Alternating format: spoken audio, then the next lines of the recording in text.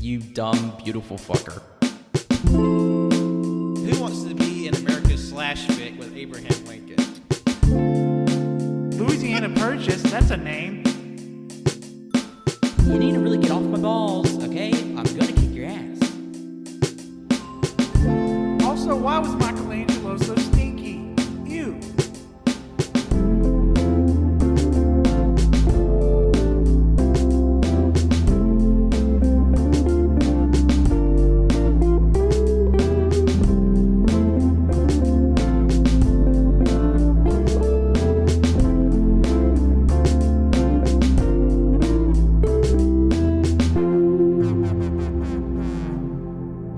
Welcome to episode 260 of the AllYouCanHear podcast. I'll be your host today, Patrick. And joining me today are my 5 cash cow co-hosts. Happy to be in the 90s because 9/11 hasn't happened yet. Colt. Oh, man. I can't, wow, 2 weeks of 9/11 bits. Who would have thought? I know, right? Oh, by the way, Flubber was snubbed. That being said, it's that Cannon guy. Hi, Charles Styles, Mystery Diners. Damn it! I wasn't sure if we were going to bring that one over. But you know what? Hey, I'm Charles Styles. Welcome to Mystery Diners. I don't know what that is. Okay, my name is JoJo. Oh, man, I'm so glad something hasn't happened to the World Trade Center. My name's Winslow. Actually, We're in the 90s. Yeah, no, the World Trade Center bombing. Shut up. there was another bombing. Okay, I know. I'm aware. But, we're Clearly you're not. It's this podcast that totally existed in the 1990s. This radio show we're recording right now. Excuse me. Hey, we're one of the longest running internet radio shows in the state, so I don't want to hear it. Let me rephrase. God damn it, why am I doing this? Let me rephrase. I'm glad something... man, I hope something also big doesn't happen again to the World Trade Center. I don't fucking know. My name's Winslow. I love how he went back to the bit instead of just moving on to a different bit. It's just like, I hope nothing happens to Oklahoma City or Waco. Oh, my God. That kind of happened. Oh, that definitely did happen in the 90s. It's your boy Shimmy, and I'm worried about Y2K. That's true. Oh, yeah. That's the biggest fear. Honestly, I'm more concerned about Y2J. There's going to be this huge ice storm in 94 that's going to just ruin your life for about a week and a half, Cannon Jr. Just be prepared. Okay. Cannon Jr. I remember that blizzard. No, see, because when Cannon was a little kid, he was named Cannon Jr. Wait, are we talking about the blizzard of 93? Was it 93 or 94? It was 93. 93. Well, yeah, it hit us too. Man, we had a giant tree get knocked over, and it was fucking gnarly. Also, my mom saw green lightning during the blizzard, too. That's metal as fuck. I didn't exist. That blizzard's actually one of my few happy childhood memories. For anybody listening since it's 90s right now, if you're in Tuscaloosa, Alabama in 2011, something really bad's going to happen. Also, 9/11 is going to happen. Stop it. Please stop it. Yeah, great idea. Let's move on away from natural disasters. I feel like all of this is going to be cut. Yeah. No, this is not No, we're bad. keeping it in. We said worse stuff on our noir episode. Which I still can't listen to because Spotify is still janked up in that regard. Yeah, just if you're having troubles with the Film Wart episode, check it out on Apple Podcasts. And if you're having girl problems, I feel bad for you, son. I got 99 problems, but an Apple ain't one. I'm an Android user. Yeah. Well, it should be on Google Podcast, too. I don't use that anymore either. But I can re-download it just for that because I do want to fucking hear it. Cannon just gets the raw file off. I'm going to come down here and pull up just the unedited, just ready to go. I don't have to pay any Patreon tiers. Yeah, you don't need Patreon. Where You can also get the SoundCloud app. You give us all $20 and we'll let you listen. Wow, how does a lad have to pay? It's just He is a lad, and we're off You the weren't there for probationary it. period now. And we are full I was here. I was here for the last 30 minutes of it. I was working. You snooze, you lose. He wasn't snoozing. Look, How am I? Yes, I'm losing. I can't hear the fucking episode. I didn't ruin Spotify. this is out of jurisdiction, so this is lawless We're land. finally at the 90s bracket. How long have we been recording? About 5 minutes. Oh, feels wow. like it's been an Okay, it hour. felt a little longer. Sorry. It's been a long day. Well, we know it's been about a month since we first revealed the bracket for our 90s tournament, but we're here we're ready to go through it finally. Yeah. It's, Don't ask why. Don't question it. Hey, we got a life to live too, and also other stuff to make. And also, we want to give you enough little like excitement before we get to the main thing. Yeah. And I've been excited for this because there's one movie. There's only one movie on this list that I'm so excited to shit talk. It's gonna be so fun. I already know which one it is. Yeah. But No spoilers. But on the subject of that, let's go over all the movies that made it to the dance. See, we starting in Block A, we have the overall number 1 seed, The Matrix, going against the number 16 seed, Scream. Up! We have the number 9 seed, Boogie Nights, going against the number 8 seed, Grosse Point Blank. Moving over to Block B, we have the overall number 2 seed, Jurassic Park, going against the number 15th seed, Beau Travail. And number 10 seed, The Iron Giant, going against the number 7th seed, Groundhog Day. Coming down to Block C, we have number 5th seed, Goodfellas, going to the number 13th seed, Saving Private Ryan. We have number 12th seed, The Big Lebowski, going up against number 6th seed, The Truman Show. And lastly, in Block D, we have the number 3 seed, Tombstone, going against number 14th seed, Princess Mononoke. And number 11th seed, From Dusk to Dawn, versus number 6 seed, Pulp Fiction. What will we do when we go to the bracket? I also asked each of the members here to give what they think will be the final results for the tournament. Now, I'll have the official sheet because it's nice and big. We'll put it on the wall in a nice little frame. With all this is over, we can look back and laugh and think, wow, what a clusterfuck that was. Yeah. And so at the end of the show, we'll have each of the members go through their tournament paper as they deemed it, and so we'll find out who had the most correct. And also, I asked each of the members to see of the entire decade, which years had the most movies represented in the overall voting pool. That means all 69 movies that were voted for Giggity. Nice. in the voting process. 420 blaze it. That was yesterday as of recording. It's true. Drugs are bad. Okay. What's happening? See, you're getting high on pot, but what you should be getting high on is Jesus. Yeah, Look, riding that dick. I don't drink. I don't do drugs. I get high on life. But I've developed a tolerance. I have to take 2-3 days at a time. It's really becoming a problem. Take 3 lives and call me in the morning. And cut. Don't isolate that audio. So how exactly we'll be going through it? We'll basically go through each of the matchups, giving which movies we think would be the best, our personal favorites, and then whichever movie has the majority votes, that will be going on to the next matchup. Right on. All right. And also be prepared for a lot of yelling, backbiting, and hurt feelings and hot takes. And then we'll get to the movies. Yeah. Waka waka. All right. Waka waka.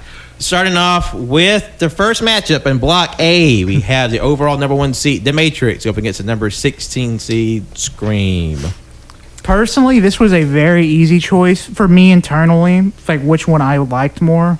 But I'm curious what everybody else thinking. Yeah, I mean, it's definitely an interesting matchup. Like, Yeah. it was actually kind of Well, I'll just Charles Styles Mystery Diners. Charles Styles Mystery Diners. I love both these movies. They both do what they set out to do extremely well. It was pretty easy for me. Yeah, I mean my prediction and my personal favorite like reasoning, I was like I have a strong feeling everybody was like, yeah, The Matrix.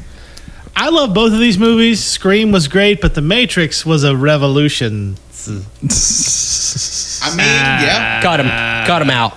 Just got him. I will make a note that Jimmy's vote will not count this round. And also the fact that I love this round because like both of these movies had very successful franchises and have both come back. Yeah. Like very recently. Both within just a few months of each other. Yeah, and I mean, as much as I love both of these films, like I'm not gonna lie. Yes, I did also write The Matrix. Like I voted for Scream because I just enjoyed Scream more. Oh, okay. I think Scream is the best slasher movie, best slasher franchise of all time. So definitely up there. Hold on, sorry. Are we doing like predictions and or voting at this? Well, right now it's just. We're just deliberating. Oh yeah. Well, we're just like deliberating, and then like any predictions that's at the end. Trim. Okay. Okay. Yeah. So that's 2 for The Matrix and 1 for Scream right now. Yeah, I mean, I'm clearly Matrix. Matrix. Matrix. Okay. Matrix wins. What about you? Like it's for me. I was like, said it on the bracket reveal. It's like I really love both of these, and like obviously The Matrix has the pedigree of like it revolutionizing action movies because like there for a while you saw like all these imitators of The Matrix after it came out, and then like how it's one of the biggest franchises ever, and Scream is just like kind of reset a lot of like horror fans and like started a new lease on life for horror in the 90s. Yeah, because like early 90s horror was kind of weak. I mean, there were some hidden gems in there, but it really wasn't until Scream that 90s horror really became what it was. I was about to say, it pretty much did for slashers what The Matrix did for action movies, in my opinion. Yeah. Like, it definitely gave it a shot in the arm. Exactly. It made fun of slashers, but it also was like It was also a solid slasher in of itself. It reset that slashers also can be like, I don't want to say taken seriously, but like, like they can be fun. It's still viable, Yeah. Not to say that like classic slashers can't be fun, but because because I'm crazy slasher shit happens, but like basically it took like slashers and just did it to the best of its ability at that time. Yeah. So it just made like the most like hyperbolic version of that. Yeah, exactly. And like in a modern setting, and like very clearly acknowledging everything that came before. Yeah, and like, I mean, I can't help but like, I don't get scared when I watch it, obviously, because like I take it seriously because it's a good movie, but it's so fucking goofy. I love it. Yeah, like we That's mentioned the intention, is it not? That is the intention. I mean, that is the intention. One of my favorite things about Ghostbusters is how much shit he eats. Yes. He eats shit Running around the so house. much. It's so fucking funny. Out of everything on the list we've got, Scream is easily top 3 of most influential movies to pop culture, Yeah. along with Matrix and Jurassic Park. And Which why it I'd aggravates say me. Pulp Fiction's top 5, but I think Matrix and Scream and Jurassic Park had more of an influence. Yeah. Yeah, I'd agree say with that. Like Pulp Fiction's influence was more on like, I guess, quote, art cinema, for lack of a better term, and I hate that term. It was much more parodied, but like there wasn't a lot that was trying to be Pulp Fiction because Pulp there's Fiction one was, movie on this list that is trying to be Tarantino so bad. Oh, yeah. It pisses me Well, off. the thing about Tarantino is just being 8 other directors that he likes. Yeah. I mean, he is definitely like. We'll save that. For that conversation. Scream is super influential. Yeah. But honestly, out of all these, I think Matrix might be the most influential movie. There's a reason it's the number 1 seed. Yeah. And if you don't vote for Matrix, you're transphobic. I'm sorry. Hey. Hang on. But if you vote for The Matrix, you're racist because the Wachowski sisters made someone do Yellowface in Cloud Atlas. So. But also, who the fuck watched that? A lot of people. A lot of people, actually. I had to stop watching because I just felt so like thrown off. Like, what the fuck? Also, the Wachowskis that's what made happens when Speed you watch Racer, that. So Speed Racer's I'm good. Team Speed Racer. I mean, I'm not gonna lie. Like, it kind of saddens me. Like, I knew going in that like Scream probably wasn't gonna take this round. Even like feeling in my heart that Matrix was gonna win. But still, it's a little heartbreaking. But still, I love you, Scream. well, I mean, Scream would have gone farther in a lot of other places. Oh, on yeah, this list for sure. But like, it's I probably would have been in a different position if more people voted for it. Yeah. Like in this particular instance, Scream is that one dude who kept giving Mike Tyson shit on that plane today. And The Matrix is Mike Tyson beating the piss out of that guy who gave him shit on that plane. I heard about Topical it. South Park. Humor. That's what we provide. Yeah. God, I do not want to be. It's like that's just real life, though. Like South Park humor is just real fucking life. I'm trying to do. Certain places, definitely. I'm trying to do a goofy laugh because when I think of Scream, I think because it's goofy, you know. Goofy is not Sorry, in this I'm movie. still on the thought like I love this movie. But Disney would Well, never allow and I will Goofy say, to be in like, this movie. The Matrix is goofy too. Oh Like, yeah, like Yeah. it is batshit fucking insane. yeah. And like, you know, not counting the sequels, which I think Suck. are a little Except for overhated. Final. The third one is garbage, though. I will. Yeah. Revolutions blows, but and like Colt said, some of the Wachowskis' later stuff is very iffy. But man, if your legacy is the fucking Matrix, I mean, I would be making weird And Speed bullshit Racer. too. Not the yellow face though. That was not cool. It was like 2012 when that came out. What the fuck? How did you let that pass? And it's one of those things like I understand the artistic decision of why they would do that, but also at the same time, like, no, you don't do that. They gave him fake eyelids. Like, it was so bad. Yeah, Oh, wow. that's not good. So the Matrix wins. Yeah. Yeah, that's what we're saying. So the Matrix is moving on to the next round. Correct. So the next matchup in Block A is the number 9 seed Boogie Nights going against the number 8 seed Gross Point Blank. This is the When's easiest getting the choice. flappies over All here? right. Easy, right? Grosse Pointe Easiest Blank. one. Burn in hell. All right, I've referenced this Let's earlier. talk about them. Let's talk about Grosse Point Blank was the fucking worst movie on this list. Even though I technically have it rated higher than another one, that's different. This movie fucking mid as hell. It's not good. It's really not. Whoever added it to this list pissed me off because like there's so many other better 90s movies and we let this shit get on here. It was so funny because me and Cole, we were driving and we were talking about it, and I thought about it literally when we got out of my car. I brought it down lower. I was like, man, I really don't fucking like this movie. For those who don't know what Gross Point Blank is, it's a movie where John Cusack plays an hitman. international assassin who's invited to go back to his 10-year Let's calm down with international assassin. Let's put Hitman. He's not He's that an fancy. assassin. And he so- fucking he sucks is. at it. He gets invited back to his 10-year high school reunion where he meets back with all these people that he sort of exited from his life because he was like a bad kid and he ran away from town and no one knew what happened to him. So he kind of had to like play up what he'd been doing all this time where people like quizzing him about it. And then over the course of the movie, he falls back in with his girlfriend that he stood up on his senior prom, and all these other people, like other assassins and the FBI, are trying to hunt him down too. So like there's all this other drama and turmoil, except it's at least, you know, your mileage may vary. For the majority of the group here, it wasn't as exciting as a plot may seem. Yeah, like Sorry. No. I was just gonna say, on paper, it sounds like Yeah. a much cooler movie. Yeah. Like the way it was sold to me by people who voted for this, I was like, hell yeah, I'm excited to check this out. And then, wow, was I disappointed. I saw the poster and I was like, fuck, this looks fucking white and mid as hell. But it the was.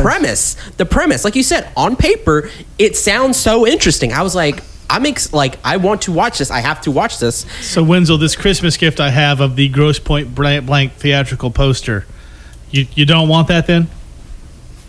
That's a funny bit though. It'd still be a good bit. I was Because about to, I do actually have that poster. I thought you were fucking kidding. I need you to send it to a fake address. I will pick it up. There's a Dropbox down the corner. There's a Dropbox. Tell the guy up front this password, and you'll get in. It was like apparently like the drone delivery services that some Walmarts are implementing now. Have you seen this shit? It's pretty crazy. Weird. But I've actually always been interested in watching this movie. John Cusack has been one of my favorite actors for a while. And this is just one I'd never watched. And then, whoopsie daisy, ended up on the bracket. And then we watch it, and I was just like, it's like the pacing's weird. Like, it's some people just don't know how to film conversations. Okay, let's talk about this because I need to say, full on spoilers, by the way, for this. Oh yeah. Okay, so there are multiple scenes in this movie where it'll just be reverse shot of people having a conversation, but when it would go back to the reverse shot, like the people would be in like different positions to the point where it's distracting, where it's like you can tell they didn't film this all sequentially. Or like there's one scene in particular where him and his girlfriend are walking outside, and like they clearly shot the movie outside, but like it was also like at dusk, so like each shot has like different lighting, but they're like rearranged out of order. Oh, so yeah, I some remember shots that. are like brighter than or like darker than others, and then it's just I will say for the moving and stuff, I just thought that he was fidgeting because he's a hitman and he's just like paranoid of being fucking hunted down. I just thought that was that, but he didn't want his back to the door at all. Yeah. At everywhere he went. yeah.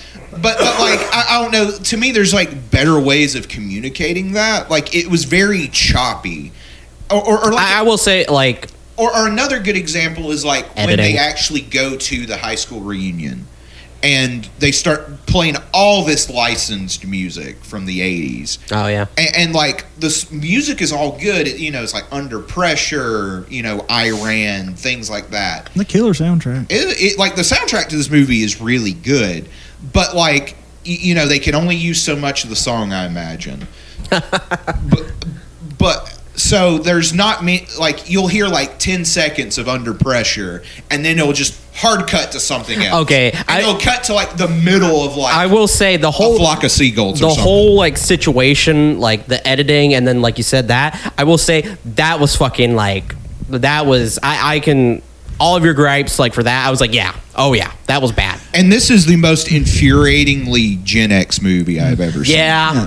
And the whole like plot where the old love flames rekindled when they first meet in that radio station. Like I know what they were trying to convey. Like, oh my God, they both still have very strong feelings for each other. But even still, that's just weird. Hi, haven't seen you in 10 years. Let's just fucking smush faces Smush immediately. faces. This movie fucking, the more you talk about it, the more it's pissing me off because it's the most bullshit stuff. It's quirky, early 2010s quirky bullshit, but it's in the 90s. And these people are 28, 29, 30 years old acting like fucking teenagers, pissing me the fuck off. And they're like saying, kick me in the air like an airplane. Ooh, Okay, ooh. I was about to bring this up because that scene, because me and Colt were talking this in the fucking car, it was so fucking stupid. So there's a point in there where it's like, oh yeah, like quirky, like they're acting like teenagers. He goes to her house, the girl, and Then he had to meet her fucking father like he was a little kid, like a teenager again. Well, it was weird. Oh, well, I mean, that was because of like they're kind of doing a bit of like, oh, introductions again because he fucking stood her up, but because he never, I don't think he ever met. Plus, like, the father comes back as a plot point later in the movie. so they had to do that. But Yeah. anyway, still so sucked. he basically like she's like do like airplane me or something, and I'm like, what the fuck is she talking about? And he literally picks her up with his shoes still fucking on the bed and is like holding her up with his fucking feet, making her fly like an airplane. I'm like, are they children? What the fuck is this? This is so fucking stupid. And no one talks like normal people. No. Oh my god. Like they talk like how people write. Everyone talks like how people write, and it is really distracting. It's really like fucking choppy and quirky. That's what I fucking hate about it. Like I feel like this movie was trying to be like Jackie Brown or Pulp Fiction and just fell on his face. Yeah. And I'm sorry, John Cusack, but Con Air is leagues better than this movie. I don't know why he is so like, ooh, I don't know. Con Air is like the worst movie I was ever in. I'm like, go fuck yourself. Really? Yeah. That's fucking stupid. But I mean, also too, like the gun action was kind of fun. It was kind of stupid. No one ever hit shots ever. Nobody like stormtroopers. Like for him to be such a good assassin, Like, he sucks. It sucks. Like, and when we say he's good, he is making bank because he's so fucking good. I will get there. There was this one. Now I will say this about it. Like I said, I didn't really enjoy it that much either. Like I said, it's mid. I literally gave it like 2.5. Like right there, smack. It's like it's definitely not the worst thing I've ever seen, but it is far from the best thing.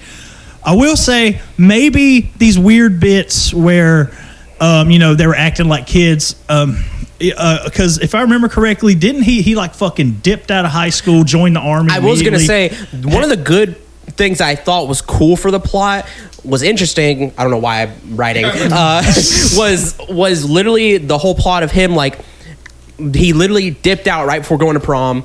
He joins the army, goes straight into the army, and he's been off the grid, not off the grid, but like nobody has seen or heard anything from him for 10 fucking years. He didn't even his parents didn't even know what happened. His mom sort of knew because he's been sending her money, but other than that, nobody knew what the fuck happened to the guy. They thought he was dead. Yeah. And like you said, like maybe he never got the chance to kind of grow up, transition into growing up. But even then, it's still a little. The dude fucking killed people. Yeah.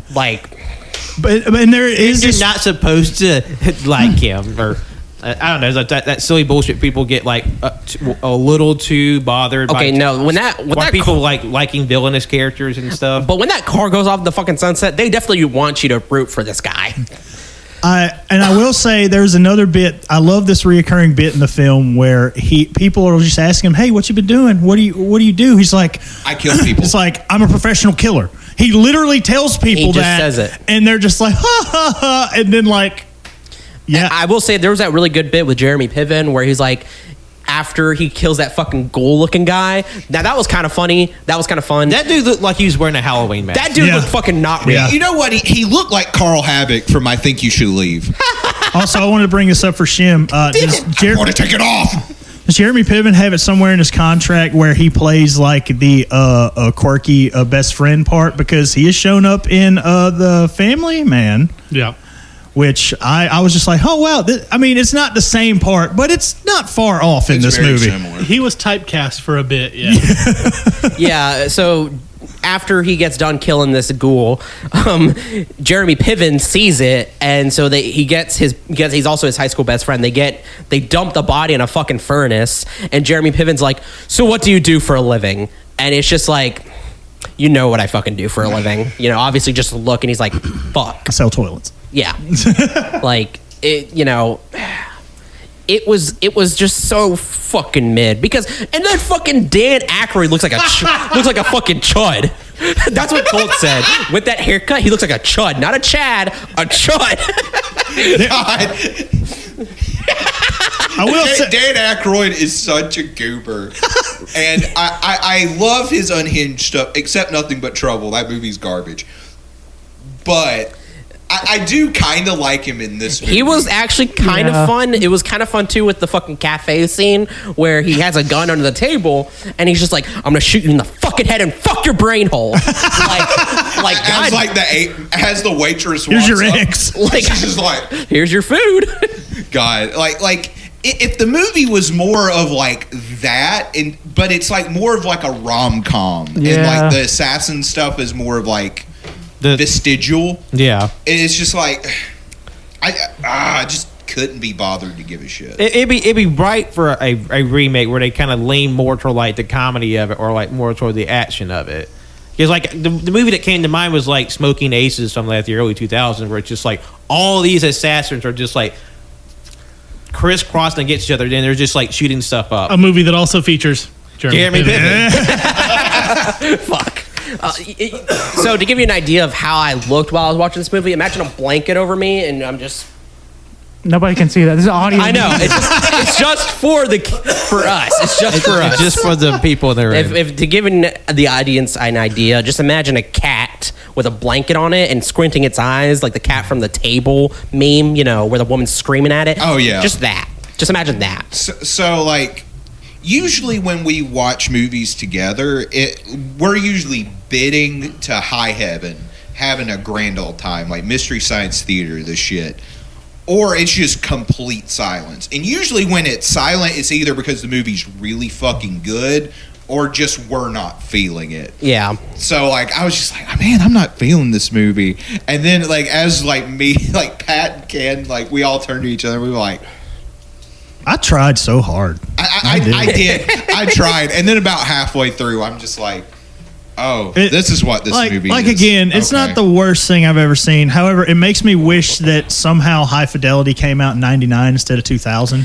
Because, God damn it. Yeah, I was going to say, because Colt, I was talking to Colt because I was telling him we were just talking about it. And he was like, this made it onto the list, but End of Evangelion couldn't stay. And, like, you know, we were talking. I understand why. I mean, that was just for time reasons. But like, still, it's like, and I told him, like, none of us knew. None of us knew anything about this fucking movie other than what it, you know, the blurb. Honestly, I knew about it. I just had never seen it. Yeah, we never seen it. Yeah, like nobody knew. Shawshank's not on this list. Perfect Blue, Misery, The Mask. I did want to Tommy say Boy.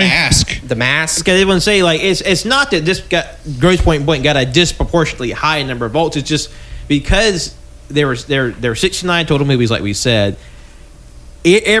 Almost every ballot had a completely different set of 5 movies. So after a point, like if it got at least 2 votes, it was put to the bracket. So Gross Point Blank got exactly 2 votes. So And I know exactly who did it. We all know. We all fucking know. We all over the last we couple weeks. doxed them on the show. Not really. They've been on the show. Well, we doxed. Well, I doxed one of them. Well, I didn't know a the show. other. Yeah. The show. Yeah. Let's just say their names start with F and E.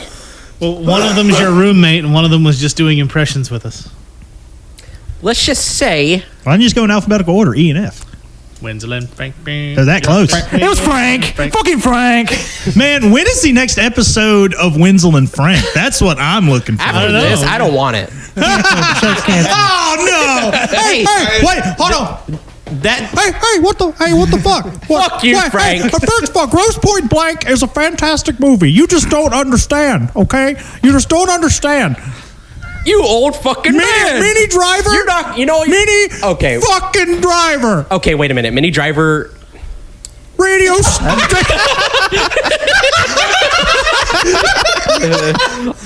Wenzel's like, the only reason I gave this movie 2.5 stars was Mini Driver. I put it at 3 originally. Wenzel fucking broke me. I couldn't do it.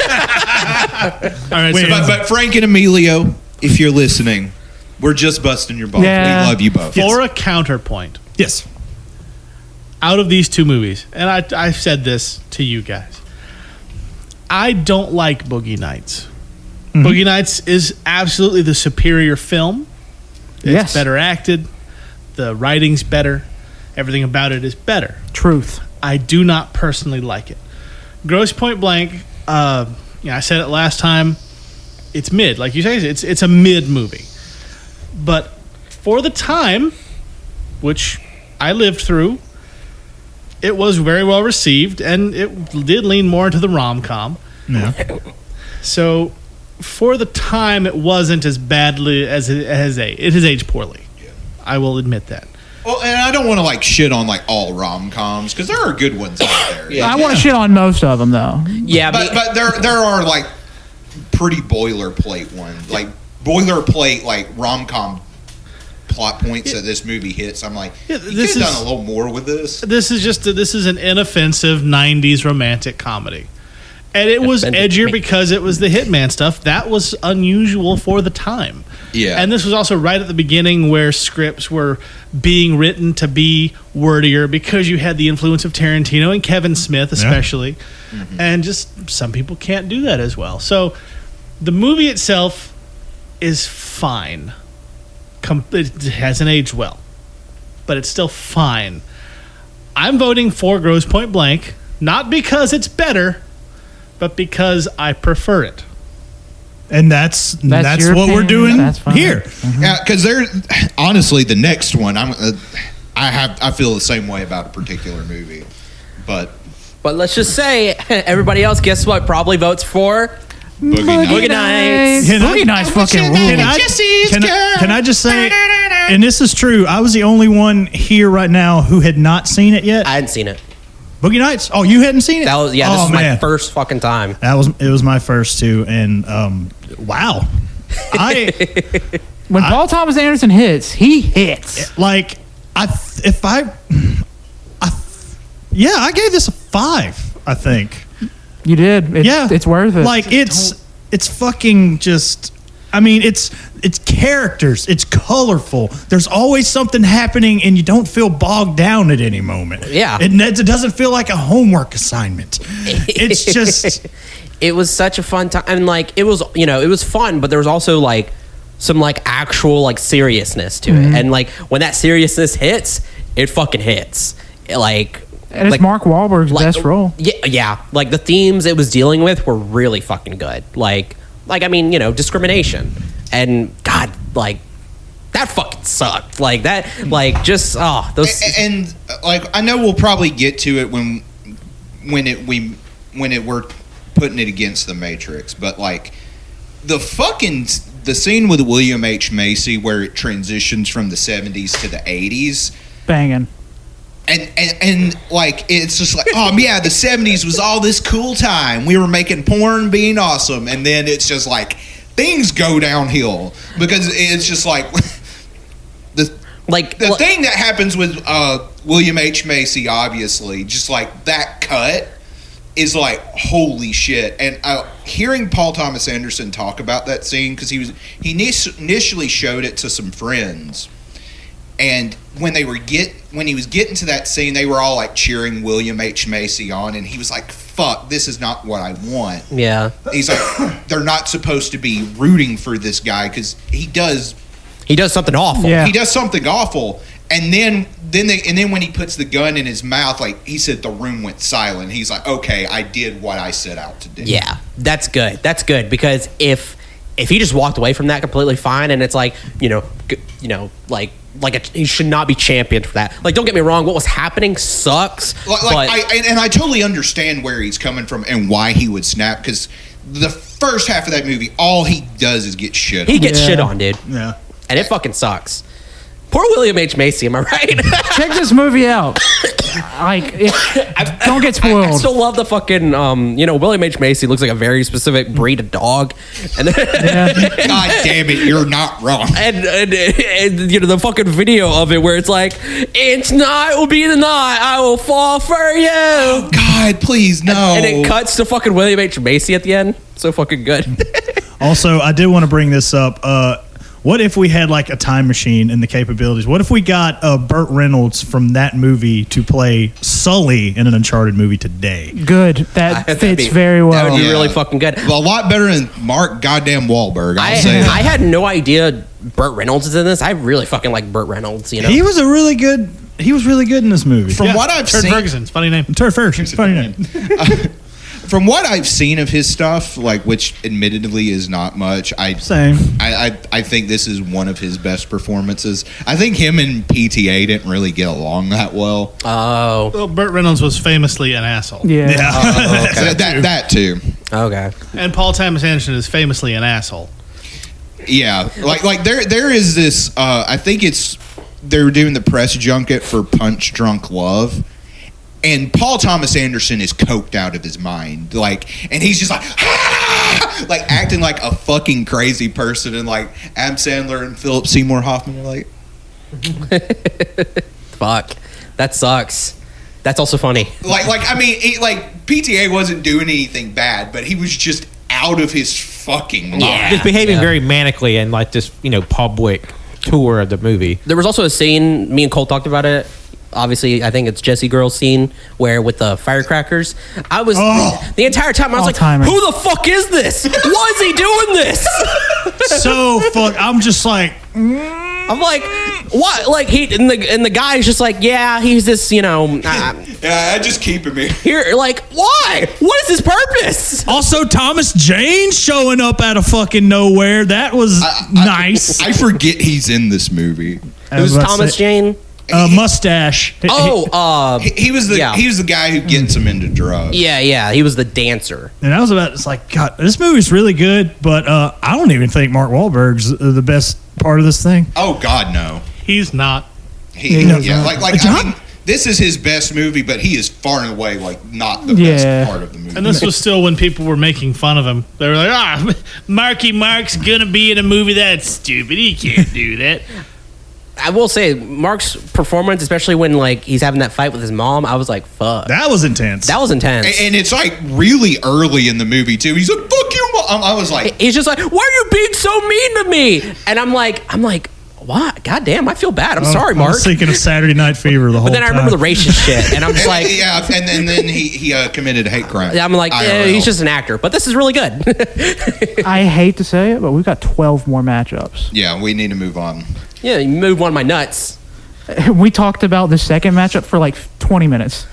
You been counting, motherfucker? No, you been counting? What's I'm your just fucking- Show me thinking your watch. Show me Justin's your got watch. to be at work tomorrow. So does Cannon and everyone else. Do you have to be at work? But yeah, No. Boogie Nights. That's my vote.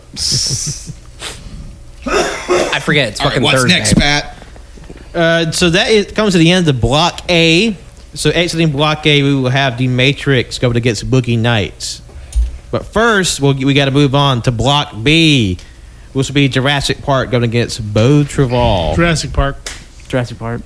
Which, like, just to preface this matchup, and other than this show, what other fucking spot on the planet will these two movies ever even touch? Nowhere. Be mentioned on the same sentence. Nowhere. Okay, we got Jurassic Park, which is probably like one of the easiest movies to watch. Like, it is the biggest crowd pleaser to ever exist. True. Probably next to Star Wars. And then you have Beau Travall, which is this very contemplative, meditative art piece. And I'm like, this is chaotic as fuck, because I like them both for what they do individually. But if you had to put a gun to my head and you was like, you got to choose one, it's easy. It's Jurassic Park. Go ahead and pull the trigger. I mean, it's just like, Click, boom.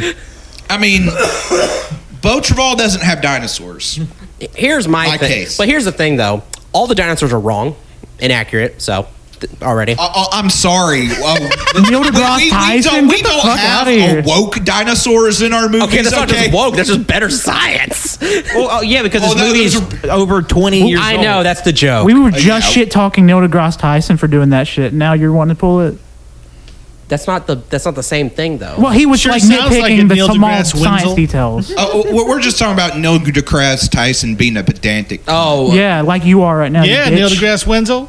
Neil deGrasse well, I mean, motherfucker, they Wenzel. do have feathers. I mean, that. I mean, Oh they my do. God, we Don't know be that now. They're all fucking dead. Oh, They're did- skeletons. They don't have feathers anymore. There's no feathers there. They're just skeletons. Also, now they have feathers. They're all pussies.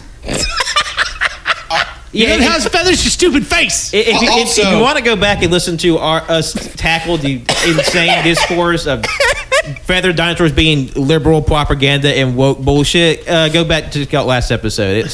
We run roughshod all over that. And silly for the talking point. listeners at home, what I said was a joke.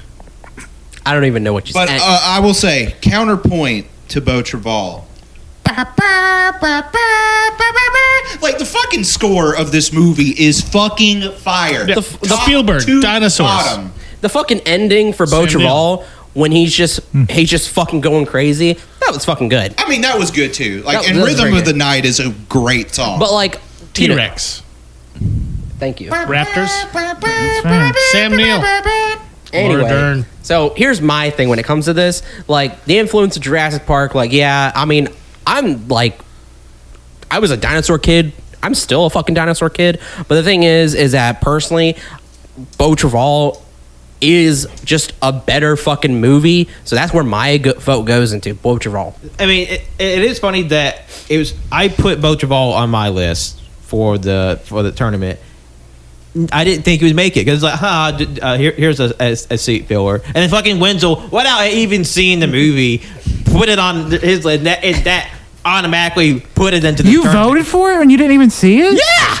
Did you not? That's listen- what I said. Wait, did you No. listen? No. Did you listen to the Yeah. episode? No. Oh, well. yeah, most of the movies he picked on his list were ones he hadn't seen. Oh yeah. That's Yeah. Oh, that's It's fucking our stupid. reactions. our reactions were very similar. No, I thought it was funny. Not just theirs. Like I had listeners like tell me, it's like, what the fuck was Wenzel thinking? Yeah. And not seeing any of his movies. Yeah, no, I mean, I don't fucking What care. the fuck, Wenzel? Now you have enemies That's on and off the dumb. pod. There was Wenzel. 3 movies I hadn't seen on there that I voted that I was like, you know what? I know these are going to be good, so I'm going to vote for them. Just fucking watch the movie. You don't have to make a pie. But but the thing is that like I honestly I thought that there was going to be like a lot of movies that people voted for like the same. I had no idea too that there was going to be so many branching. I know, right? I thought there was going to be so much more crossover. You could have gotten fucking Perfect Blue or any of those other beautiful. You know what? You fucked me. You fucked me. You fucked me. No, you need to shut the fuck up because you put the end of Evangelion, which has an entire fucking show that you need to I was fucking told watch. best 90s movie. No. You need to shut the fuck up. Let me settle this. You're both wrong. Fuck you both. So anyway, I voted for Jurassic Park. Yeah, Jurassic Park.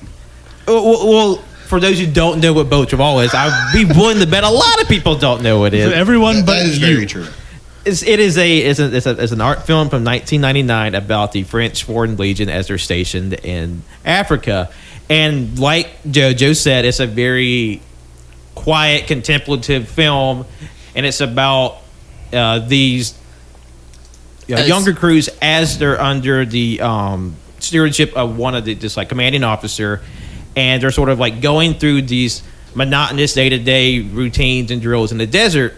A lot of ironing clothes. While he's trying to catch the eye of his superior officer, and during that time, a new recruit is added to the man's platoon, and so, but he's so like well liked and so high in his marks that he starts to take attention away from his commanding officer, and so he gets jealous of him, and it sort of spirals out of control from there. And a lot of the movie is just this commentary on masculinity, how like the endless drills that they're doing is just like a symbol for like the performative masculinity that men put on, and how they have to be ready at all times to like perform who they are, perform as men. But when they're not doing these sort of rote drills, they're much more like, you know, kind and like familiar with each other. And even when they're doing these highly masculine performative drills, they can't escape like, you know, the homoeroticism that's inherent in all of their actions. Yeah. So it's just like this really interesting metaphor for and commentary on masculinity and like homosexuality and like all these different things, and plus even military occupation and imperialism inside of this country. Yeah. So like, it's just a really interesting movie here. Although even as someone who loves this movie, gives it 5 stars, it's so wildly different from Jurassic Park. They're not comparable films. Yeah. So for the bit, I love this matchup. Yeah. But one has to move on. And even though I love Beau Travail, it's not a movie that I feel like engenders like a lot of repeated viewing, because like not every movie does that, and that's perfectly fine. Because like I appreciate everything this movie does, but in parts it felt like watching paint dry. And like I gave it 4 stars. Like I really enjoyed it, and everything you said is fucking great. And there's so many like Wenzel said, like the scene at the end where he's finally just being himself and dancing to Rhythm of the Night. So that's kind of a spoiler. So at the very end, it's like it's more of a flashback, but like when there's no eye. This is like our main character, basically Master Sergeant Galoo. No eyes on him. The club's empty. Dude just fucking lets loose, and it's so fucking good. And I love how like when it like, you know, when they're in, because they're like around Djibouti. They're in Djibouti, yeah. Yeah, like everything's like bright and vibrant, and like the water is just so clear and blue. Beautiful. And then when it cuts back to like modern day France, it's just kind of drab and gray. It's drab. It's structured, like not organized per se, but it's like, you know, concrete jungle, like barely any sort of like this beautiful scenery. Cinematography is fantastic. It's beautiful. And I mean, don't get me wrong, I definitely agree that it's a slow burn. For me, it's a slow burn. And I can like, it's a slow movie. Like, yeah, of course. And I knew, like, my prediction was for Jurassic Park because I was like, there's no way Beau Travail's going to win this. But I love Beau Travail so much more than Jurassic Park. I'm like, yeah, I'm going to my vote's for Boat Raw, obviously, but I know it's not going to win. Then that's. I mean, like we're not upset here. I mean, it's a pretty either. obvious choice. I'm not upset either. I'm bidding. And but plus, like, when is this movie ever going to be talked about again? So like, it needs like it's a little bit before we move on to if we need to discuss Jurassic Park. Because we're going to talk about Jurassic Park later. Yeah. Yeah. And the criticism for recommending movies that I hadn't seen, I get that, and don't get me wrong, like I'm not fighting back or anything. Like, yeah, Jimmy has got a middle finger floating. But the thing is, co-champions are always fighting. I still will say that I know for a fact that those movies I recommended, I know I would love them, and in some other universe, especially Taste of Cherry. Yeah, like I still do plan. There's actually a whole list of movies that didn't make it on here that I do plan to watch before the end of the month that are 90s films, because I fucking realized, like, damn, there's a lot of 90s films that are really fucking good. 90s was a good decade for movies. And so, that's all I have to say. All right. So I think we'll get more into Jurassic Park in the next installment. But obviously Jurassic Park goes on. Wait, I didn't vote. Huh? I didn't vote. Oh, I wonder what Canon I wonder voted what for. Canon's... It's Jurassic Park. Okay, here we go.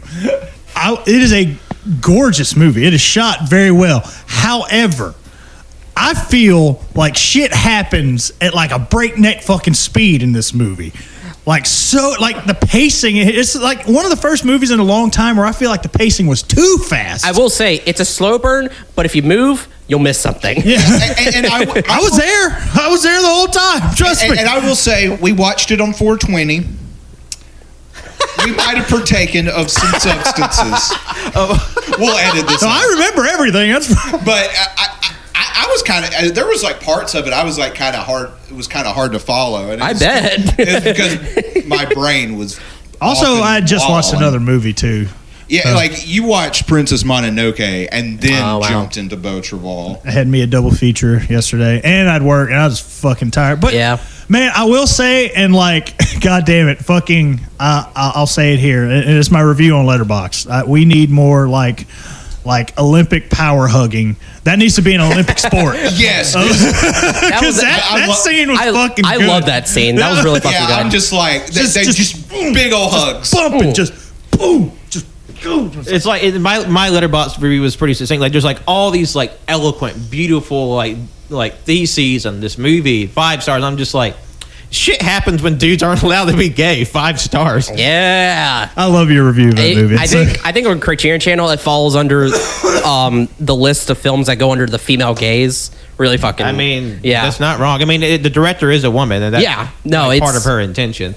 Yeah. Next matchup in Block B, and that's the Iron Giant going against Groundhog Day. Now, originally, this was the end of Evangelion versus Groundhog Day, an even more insane matchup. and in a periscope to another reality, I would have loved to seen that deliberation. I mean, both of them are existentially terrifying. Yeah. But with what we have in front of us, I still think it's a very good competition. It with like a lot of feelings, I think, will come out in this one because they both invoke a lot. Jimmy, because this is Groundhog Day being one of your favorite movies ever. It is actually. It's my 3rd favorite film, and I also love The Iron Giant. It stars the voice talents of some of my favorite people, and also Vin Diesel. But the best voice actor, like Harry Connick Jr., one of my favorite musicians. And also the star of my favorite romantic comedy, Hope Floats, with Sandra Bullock. It's a fun film. Who voices the cop? Oh, fuck. We looked it up. Hold on. I don't remember. Okay, the guy that played Shooter McGavin in Happy Gilmore. Wasn't it him? Love I think guy. So. Yeah. I thought he Hold was. on, I'll look him up. No name. Without Shooter looking it McGavin, up, I that's thought You it not was. seen Happy Gilmore? I have. Oh, I don't know the fucking. Who's that dickhole that's like Woody Wood? James Woods. I thought it was James Woods because he kind of looks like him. He kind of looks like James Wood, yeah. So yeah, I love The Iron Giant and Groundhog Day. So this is a tough one for me. It would have been a lot easier if it was the end of Evangelion because I would just went Groundhog Day and then moved on. Because Groundhog Day is better. But now you have to watch your 2 children fight. It is Christopher McDonald. That's right. That is Christopher his name. McDonald. Yeah, that guy right there. Love that guy. I know him. Yeah. Also played Goose McKinsey. He's also the bad guy in Flubber. Yep. Love that man. Wow, I haven't seen Flubber. I name dropped Flubber earlier, and I don't remember him being in it. Holy shit. But no, for me, Groundhog Day is like this is one of my favorite films. Bill Murray is fantastic in it. Existential crisis. It's a whole big thing. He goes through personal transformation, and I think it's a really romantic story that I appreciate. Michael Shannon's in it. Yeah. One of his first movie roles. Yeah, back when he was a little less scary looking. A little less. Not a lot less, but he's still scary looking despite the fact that he's like playing a teenager. Yeah. He just came out the pussy scary. Who is he in Groundhog Day? You remember the couple at the end that he gives the WrestleMania tickets to? Yeah. It was. Yeah. Oh shit! Holy shit! You're right. Fuck. Yeah. And in my head, he went off. He enjoyed WrestleMania. He left the girl, and then he found Kal-El and killed him. So, okay. Eric Cannon, Man of Steel reference. He looks terrible in that movie. He's the best part of Man of Steel. You and I can agree with you on that. He's fantastic. He's Well, he's really great good. in that movie, yeah. He's great. He I looks love him. awful. But also. all right, just for canon's sake, I know like Groundhog Day lasts like how long again? About between 35 and 40 years, according to all the estimates that matter. Okay, but based on the year the movie came out, Yeah. what WrestleMania would they have gone to? It was 1993. 93. Ooh, probably a stinker. I'm just gonna say, maybe I don't know. I know what he looks like. Let's see, 85, 86. I've seen the fucking WrestleMania movie. 9. Green screen 9? head. It looks very Yeah. green screen. Wait, that was the one in Caesar's parking lot, wasn't it? Yeah, Caesar's Palace. Because they couldn't put a fucking alien spacesuit on him.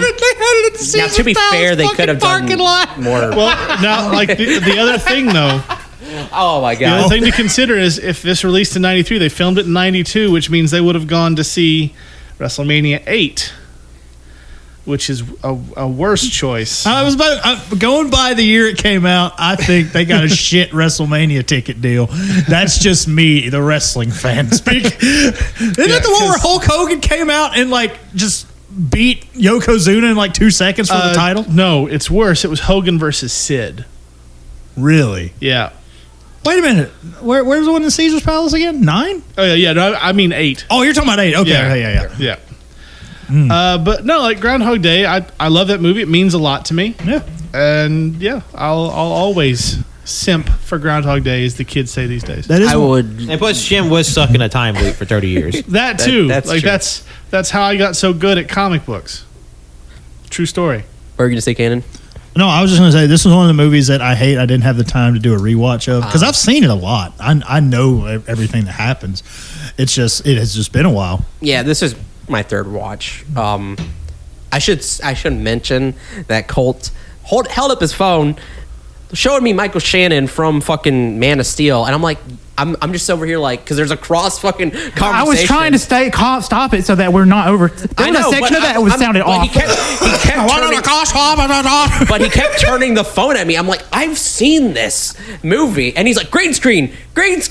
Like, yes, thank you. I couldn't get my point across because there was I so know, much I noise know. and I was being overstimulated, and it was Sorry really that fucking me with me. talking about a movie I love was too boring for you, Colt. I'll just shut No, the I'm fuck up. just trying to make the the situation seem as funny as it was. I was trying to do it quietly on the sly while they were talking, but you kept getting louder and louder. Because it was fucking funny. You kept saying green screen. And I'm like, yes, I know it's a green screen as hell. But then I was like, they couldn't put an actual fucking alien spacesuit on Michael Shannon. But to be fair, they could have done They some could have cool done that. effects where like, They you know, could they have done that. they sculpted it and whatever, but It still looks bad, but it doesn't matter. That's not why we're here. it was still fun. Groundhog Day.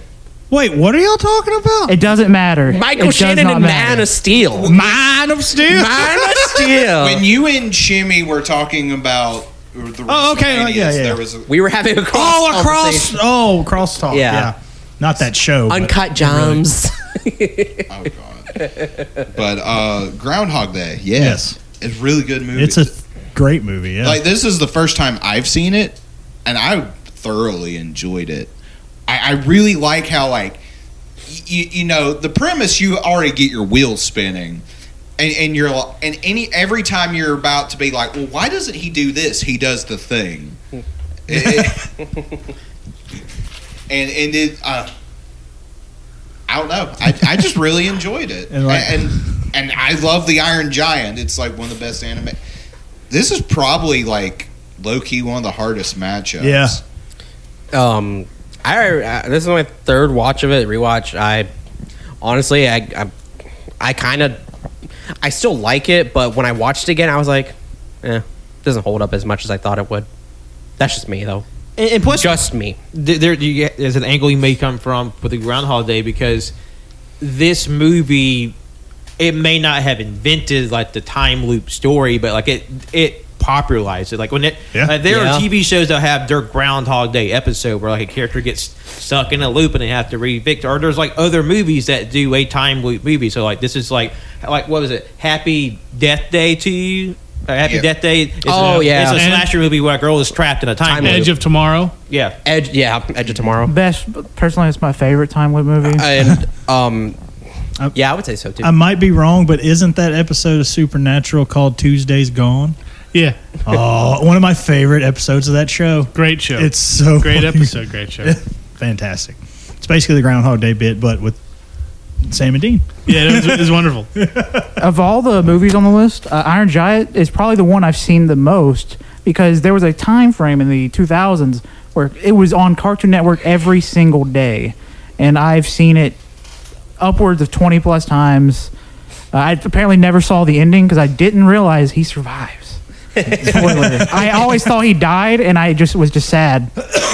Yeah, it was so funny because I was driving and Cole was talking to me. He's like, did he always survive in the end? I'm like, yeah, he did. He always survives. Like, Colt just ran out of the room after. I think that's what happened. I just couldn't take it. No, that's what we. Yeah, there was a. I have it on VHS, and as a kid, I watched it a lot. And then there was a time where I just stopped watching it, obviously because VHSs, you know. I still love it. I still think it's great. And one of the best animated films ever. Yeah, and plus, like, it's one of the few non-Disney movies that get like a lot of acclaim for being animated. Yeah, and I feel like that feels so painfully rare these days that there's an anime movie outside of the mouse ears, but it's easily one of the best animated films in American canon, and it's just a great sort of little homage to like the 50s and like this sort of like ray gun era of like science fiction and War of the Worlds, Martians, you know, all that shit. And like you get like this full like emotional story in like 80 minutes. It's like it's the shortest movie on the and probably the entire voting pool, and like you still feel that art. Like, you know, I haven't seen this movie since I was a kid, and like I still felt the resonance of that finale, and like that fucker Kent Mansley. Oh my god! One of the worst, like, just asshole characters in cinema. Not like bad as like he's like poorly written, but like I just want to reach in the screen and slap the shit. It's like he's a great villain, because like even though you it pissed you off as a kid and it pisses you off as an adult, and again they do it such a great way. It's like, hey kid, if you don't cooperate, I'm just gonna take away your mom and you'll never get to her again. And like, how else you fucking piss off a kid is like try to get between them and their parents. And like they instill states in such a way that a child be like, oh, I'm in danger, like this guy is bad. So fucking good. Never wanted to fucking kill a fictional character so hard. It's just like all these like almost nukes a town. Like, I'm like because it was so, because like, you know, it's so funny because he gets the military in there, and the military is the military, and then you have a fucking general who's just like, yeah, you know, go guns a-blazing, and it's just like, it's like eventually their hearts are turned, and it's just like, and even the general's like, you dumb motherfucker, like, you fucking killed us. And plus he's just like so sniveling, and that's a perfect example of those people who get like just the tiniest modicum of authority or power, and he takes it as far as it will go. Yeah. And until it bites him in the ass. Yeah. And almost destroys a part of the country. Which, the Iron Giant's fucking battle form, so sick. I completely forgot how just insane it is. Yeah. Because, like, at first, when he looks kind of like something a human would make. But then when he goes into his attack mode, it's like, this thing's fucking alien. Like, I thought that straight, was fucking... like, World of the Worlds vibes. Like, it was so cool. And then especially when, like, the fucking battleship was about to fucking hit him, I forgot, like, he misses just by like feet, inches, and it's just like a whole ass nuclear explosion just happens in the fucking ocean. So fucking good. So crazy good. So, but what did the actual votes come down to, though? God, this is hard. Iron Giant. Groundhog Day. I'm Iron Giant. So Colt, Iron Giant, Jimmy, Groundhog Day, Wenzel, Iron Giant, JoJo. Come back to me. Okay, Cannon. It's almost easy. Come back to me. No, I'm kidding. Again, this one's fucking hard. It came down to the wire. I mean, I wish I would have got to see Groundhog Day again. I know it's fantastic. Iron Giant is another one of those movies I haven't seen since I was a child. Yeah. And watching it again, like it's already been said, the animation is fucking spectacular in this movie. I forgot how good They it use was. 3D animation so well. It's so good. It's so well. I'm going to copy the guy from ODS now. I totally have to get an Iron Giant tattoo. I want to get him in battle mode now. How fucking rad would that be? Yeah. That'd be sick. Me and Colt were talking we want a fucking figure. That's something I've been wanting for a while. Oh. So sick. I'm sorry. I'm sorry, thanks, Tony Phil. I'm going Iron Giant. You know what? I've rated the Iron Giant higher. I think I'm going Groundhog Day. You just killed the Iron Giant. You fucking shot it in the back of the head. Took it out back. But he can regenerate, though. No, this is a legit. No, this gun is called the Robot Killer immediate now. Yeah, JoJo did this. Unless it's the Iron Giant from Ready Player One. That one can die, right? Pat, what was No, your that one was cool. That one did Iron die. I don't know. Giant. I didn't see that one. Oh, I haven't seen it yet. okay. What? Should I? I don't even know. Yeah, you But should. You should. but for me, I mean, Groundhog. I feel like Groundhog Day is one of those movies that I kind of glossed over because it's been so prevalent and just through my life. It's like, oh yes, it's good, whatever. Then sitting down, it's like, oh, this is actually not just a ho hum. It's a really strong movie, and the Iron Giant is just is unmistakable, unmissable animated movie. Please, Pat, I want you to tie us right now. How are we going to break it? Rock, paper, scissors. I think we'll get to that bridge when we cross it because I'm going with Iron Giant. Oh, okay. Yeah. Cool. Iron Giant, good movie. Good movie. Groundhog Day, good movie. Good movie. Both So, are really good fucking movies. It's man. This literally is a bad. battle of the giants when we come back to it because it'd be Jurassic Park going up against the Iron Giant, which I want to see a movie where robots fight dinosaurs. Yes. Yeah. Who doesn't? For real. Assholes. If by some fucking miracle chance the third Jurassic Park has robots in it, it might be able to salvage that little series. But we'll put a pin in this one and go on to the next block. But let's see. Next block is Block C. This will be Goodfellas go up against Saving Private Ryan. Oh, man. Okay. Personally, it's easy. This one Same. for me, when I was personally, I know what I'm going for, but when I was coming up with group prediction, I was like, fuck, this is kind of hard because You know what? Same. I don't necessarily know. It was the same thing with Iron Giant versus Groundhog Day. I was kind of Yeah. stumped. I was like, what the fuck is everybody to go for? No idea. So I went with my gut, and yeah, I'll just say that. All right. So, goodness. I've talked Goodfellas to death. Love it. One of, if not my favorite movie of all time. I definitely wanted to rewatch this, but again, I can see this with my eyes closed in my sleep. I've seen it that many fucking times. I have at least 2 copies of it upstairs. Nice.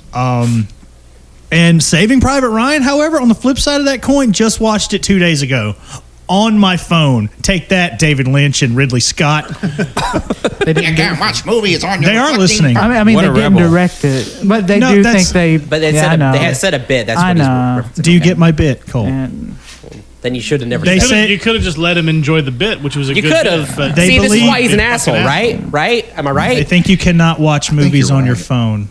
you can watch them on your phone. I know. And I proved that theory wrong by watching one of the, in my opinion, haven't seen this movie ever. Saving Private Ryan's fucking good. Oh, it's amazing. Yeah, it's absolutely. really fucking good. Really fucking good. Yes. I really liked it. That being said, also, but I do want to give this to Saving Private Ryan as someone who saw it like a newbie in this one. You turn a corner, there's somebody that I had no idea. All right, there was a moment in the film where I thought I'd seen Nathan Fillion, right?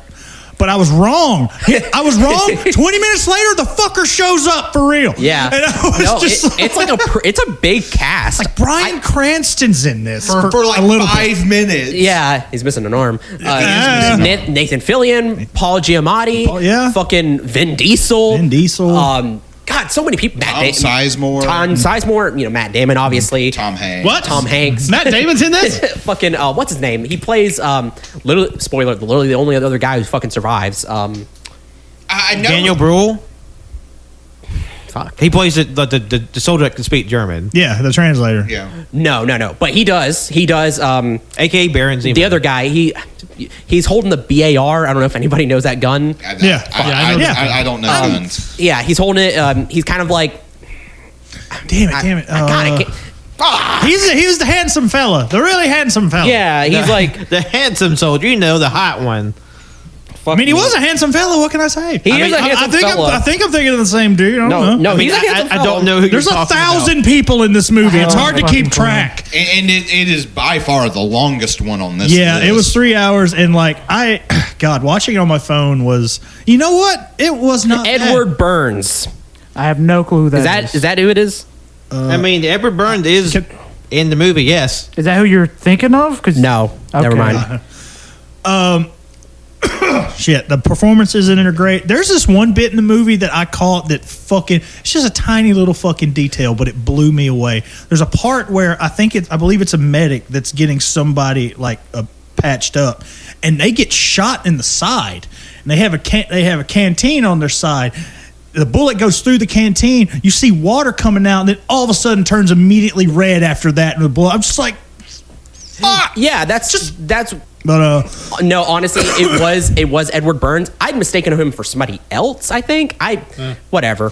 Anyway, I just wasn't anticipating the emotion I would feel in this movie, because war movies are I have to be in a particular mood. I'm not dogging that genre or anything, but it's it's just not my go-to movie. I mean, they're also notoriously can be hard to watch. Yeah.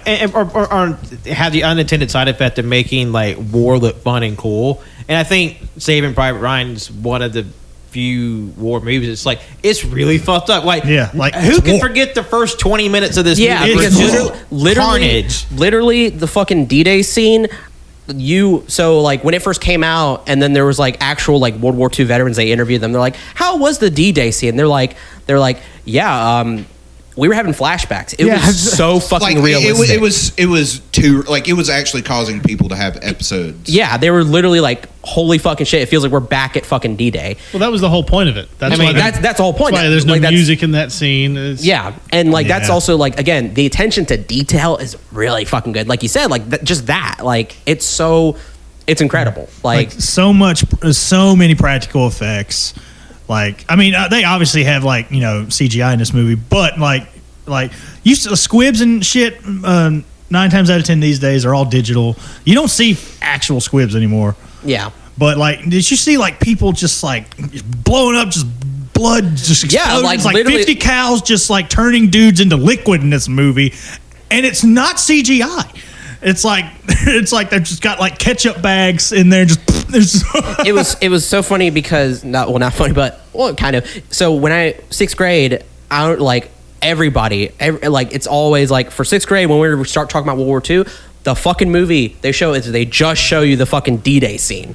That's what they showed to my class, and it was fuck. God, because I thought our my 11th grade history teacher was really cool, but even even in 11th grade, I was should she really be showing us the entirety of Saving Private Ryan? Yeah, my history teacher just shows up the D-Day scene. It was so funny too, because it was in 5th grade. I remember I saw it on my dad's shelf. I was like, "What's that movie?" He's like, "You're too young for that." Immediately the next year, 6th grade, see the D-Day scene, and he's like, "Well, we gotta watch it." Yeah, we gotta watch it now. So we watch it. Incredible. I've seen it now so many times because it's just so, it's just so fucking good. Yeah. This is one I have not seen probably close to a decade. And kind of like how Shimmy feels about Boogie Nights, I'm kind of the same way with Saving Private Ryan. Granted, I'd probably be a lot kinder on the movie if I were to watch it now. I'm just like, if I'm going to watch a Spielberg movie, it's going to be Indiana Jones. It's going to be Jurassic Park. Fun movies. I'm not a huge fan of like Oscar bait Spielberg. And as far as that goes, this is far and away the best of that version of Spielberg. But I don't know, I just don't connect to this movie as well. Whereas like Goodfellas is just one of my favorite movies of all time. And one of the best just like crime, gangster, mob movies in general. Oh, yeah. Yeah. Often duplicated, never replicated. Exactly. I should mention too, sorry, this is just bothering me so fucking much. Anyway, Goodfellas, this is my first time watching it. Ooh. First time, fucking loved it. It was fucking awesome. Quotable as hell, obviously. Also, so many scenes that I've seen outside the movie, I'm like, holy fuck. Like that's where that's from. But I should mention though, Ray Liotta, we can all agree. And Pat said it in chat again. Motherfucker looks like a goober when he fucking laughs. I mean, obviously you can't help what you look like in like when you're laughing, but like he does look a little silly. Like I'm sorry, he like really he does. does. I mean, You're not obviously, wrong. if you took a camera footage of any of us laughing, or like especially when we were like hee-hawing, we look like fucking goblins and monsters. So like obviously not full shade there. It looks like he's making fun of you when he's laughing. It's It he's looks like not- a mocking laugh. It looks like Yeah, a mocking yeah, laugh, I but he's see that, being yeah. 100% serious. And like the thing is, I wouldn't have even given it one iota if these two fuckers didn't bring it up. And I'm like, you know what? Ray Liotta does have a weird laugh. You wouldn't give Liotta an iota? I would not give Liotta. God, I fucked that up. To be fair, I didn't really care until Wenzel said something, and then I realized I'm never gonna fucking unsee this. Same.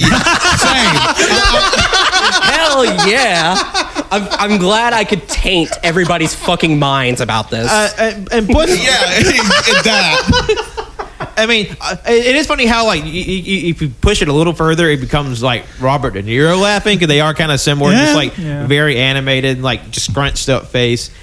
You talking to me? Like Wenzel, this was my first time seeing the movie. Like one of the most well-known movies in American cinematic like oeuvre, and it was a lot of fun. Like I was still kind of like, oh wow, this is a long movie, and I didn't really feel the length. To me, what kind of set it apart is that it's telling this story, but it doesn't really feel like it's doing it in like a like a dramatic fashion. Like it's just telling a sequence of events as it happened in a linear fashion, but it doesn't really feel like you lose any sort of the dramatic things that do occur, because you know it's a dramatized version of real events, but it's still executed in a way that's like fantastic. And just seeing this like little kid go through this entire journey and organized crime is like really interesting and harrowing, and like you kind of see how people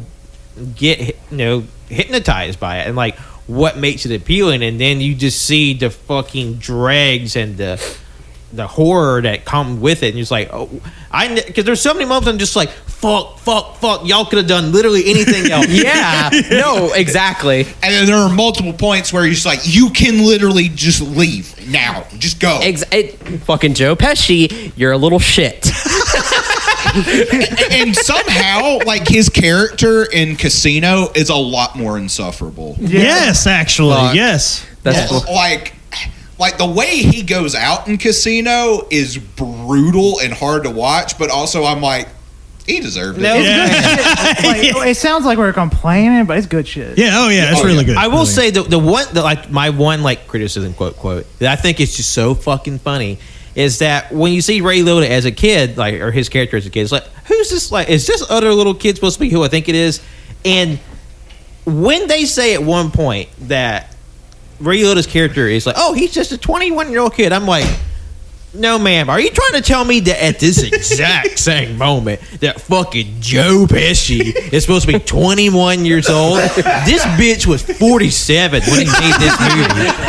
It's a hard 21. I mean, the gangster lifestyle is rough. It'll age you quick. And I will say, and plus, I feel like that they don't do it as much anymore. But like when they cast like the kid versions of the characters, like that's them. Like I can see that's how that's them. And like I don't know, they just put Tom Holland's head on a little bitty body or something. Now I don't know, but great casting. Just great characters. And I mean, there were definitely movies that did the one shot before Goodfellas, but there's a reason why when people do a one take, they call it the Goodfellas shot. When they go into the diner or through the back way of the restaurant? Or the back way of the restaurant. Oh, yeah. All one fucking take. It's all one take. And it's just so many moving parts. It's just like, Jesus Christ. Everybody's got to be in the right spot. Everybody does a great job, obviously, but every time I see Robert De Niro, I fucking love his acting. Dude's fucking He's stellar. phenomenal. Dude is stellar. This is one of his, if not his best performance. And like honestly, I really like Lorraine Bracco, who played Larry Liotta's wife in the movie. How she gets a portion of the movie to herself. Like she narrates a fairly significant portion of the film, and like seeing like her journey with him, like kind of like parallel. Yeah, and like she's just as wrapped up in it and complicit in a lot of ways. And honestly, it's a really fucking good movie. Like everything about it is just like done to the best of its ability. Like one of the scenes that like honestly that I go back to like more than any when I think of this movie is the scene where fucking Ray Liotta wakes up and she's over him with a fucking pistol in his face. Yeah. Like I'm just like, oh man. It was I didn't realize that Samuel L. Jackson was in this movie. Yeah. Because he's in there for like literally just a little bit, and he gets spoilers, splattered, literally fucking splattered. And every time there was like a moment where like there was like all this tension felt like released, it just felt like somebody's about to fucking die, somebody's about to get murked. It's always Joe fucking Pesci. Hey Shimmy, how many times do you think John Travolta watched Goodfellas in preparation for Gotti? Well, having watched Gotti and seeing Travolta's performance, I'm going to go with 0. Fucking 0. But if you think back, looking back at some of the scenes from that movie, like the prison scene where where they go visit him in jail and stuff, like that's straight from Goodfellas. I feel like what he did was he had a buddy of his tell him, hey man, I hear about Goodfellas, like what happens? And you get like the Chris Pratt from Parks and Rec as Andy retelling the fucking movie to Travolta, and then he's just doing his best to, that's probably what it sounds like.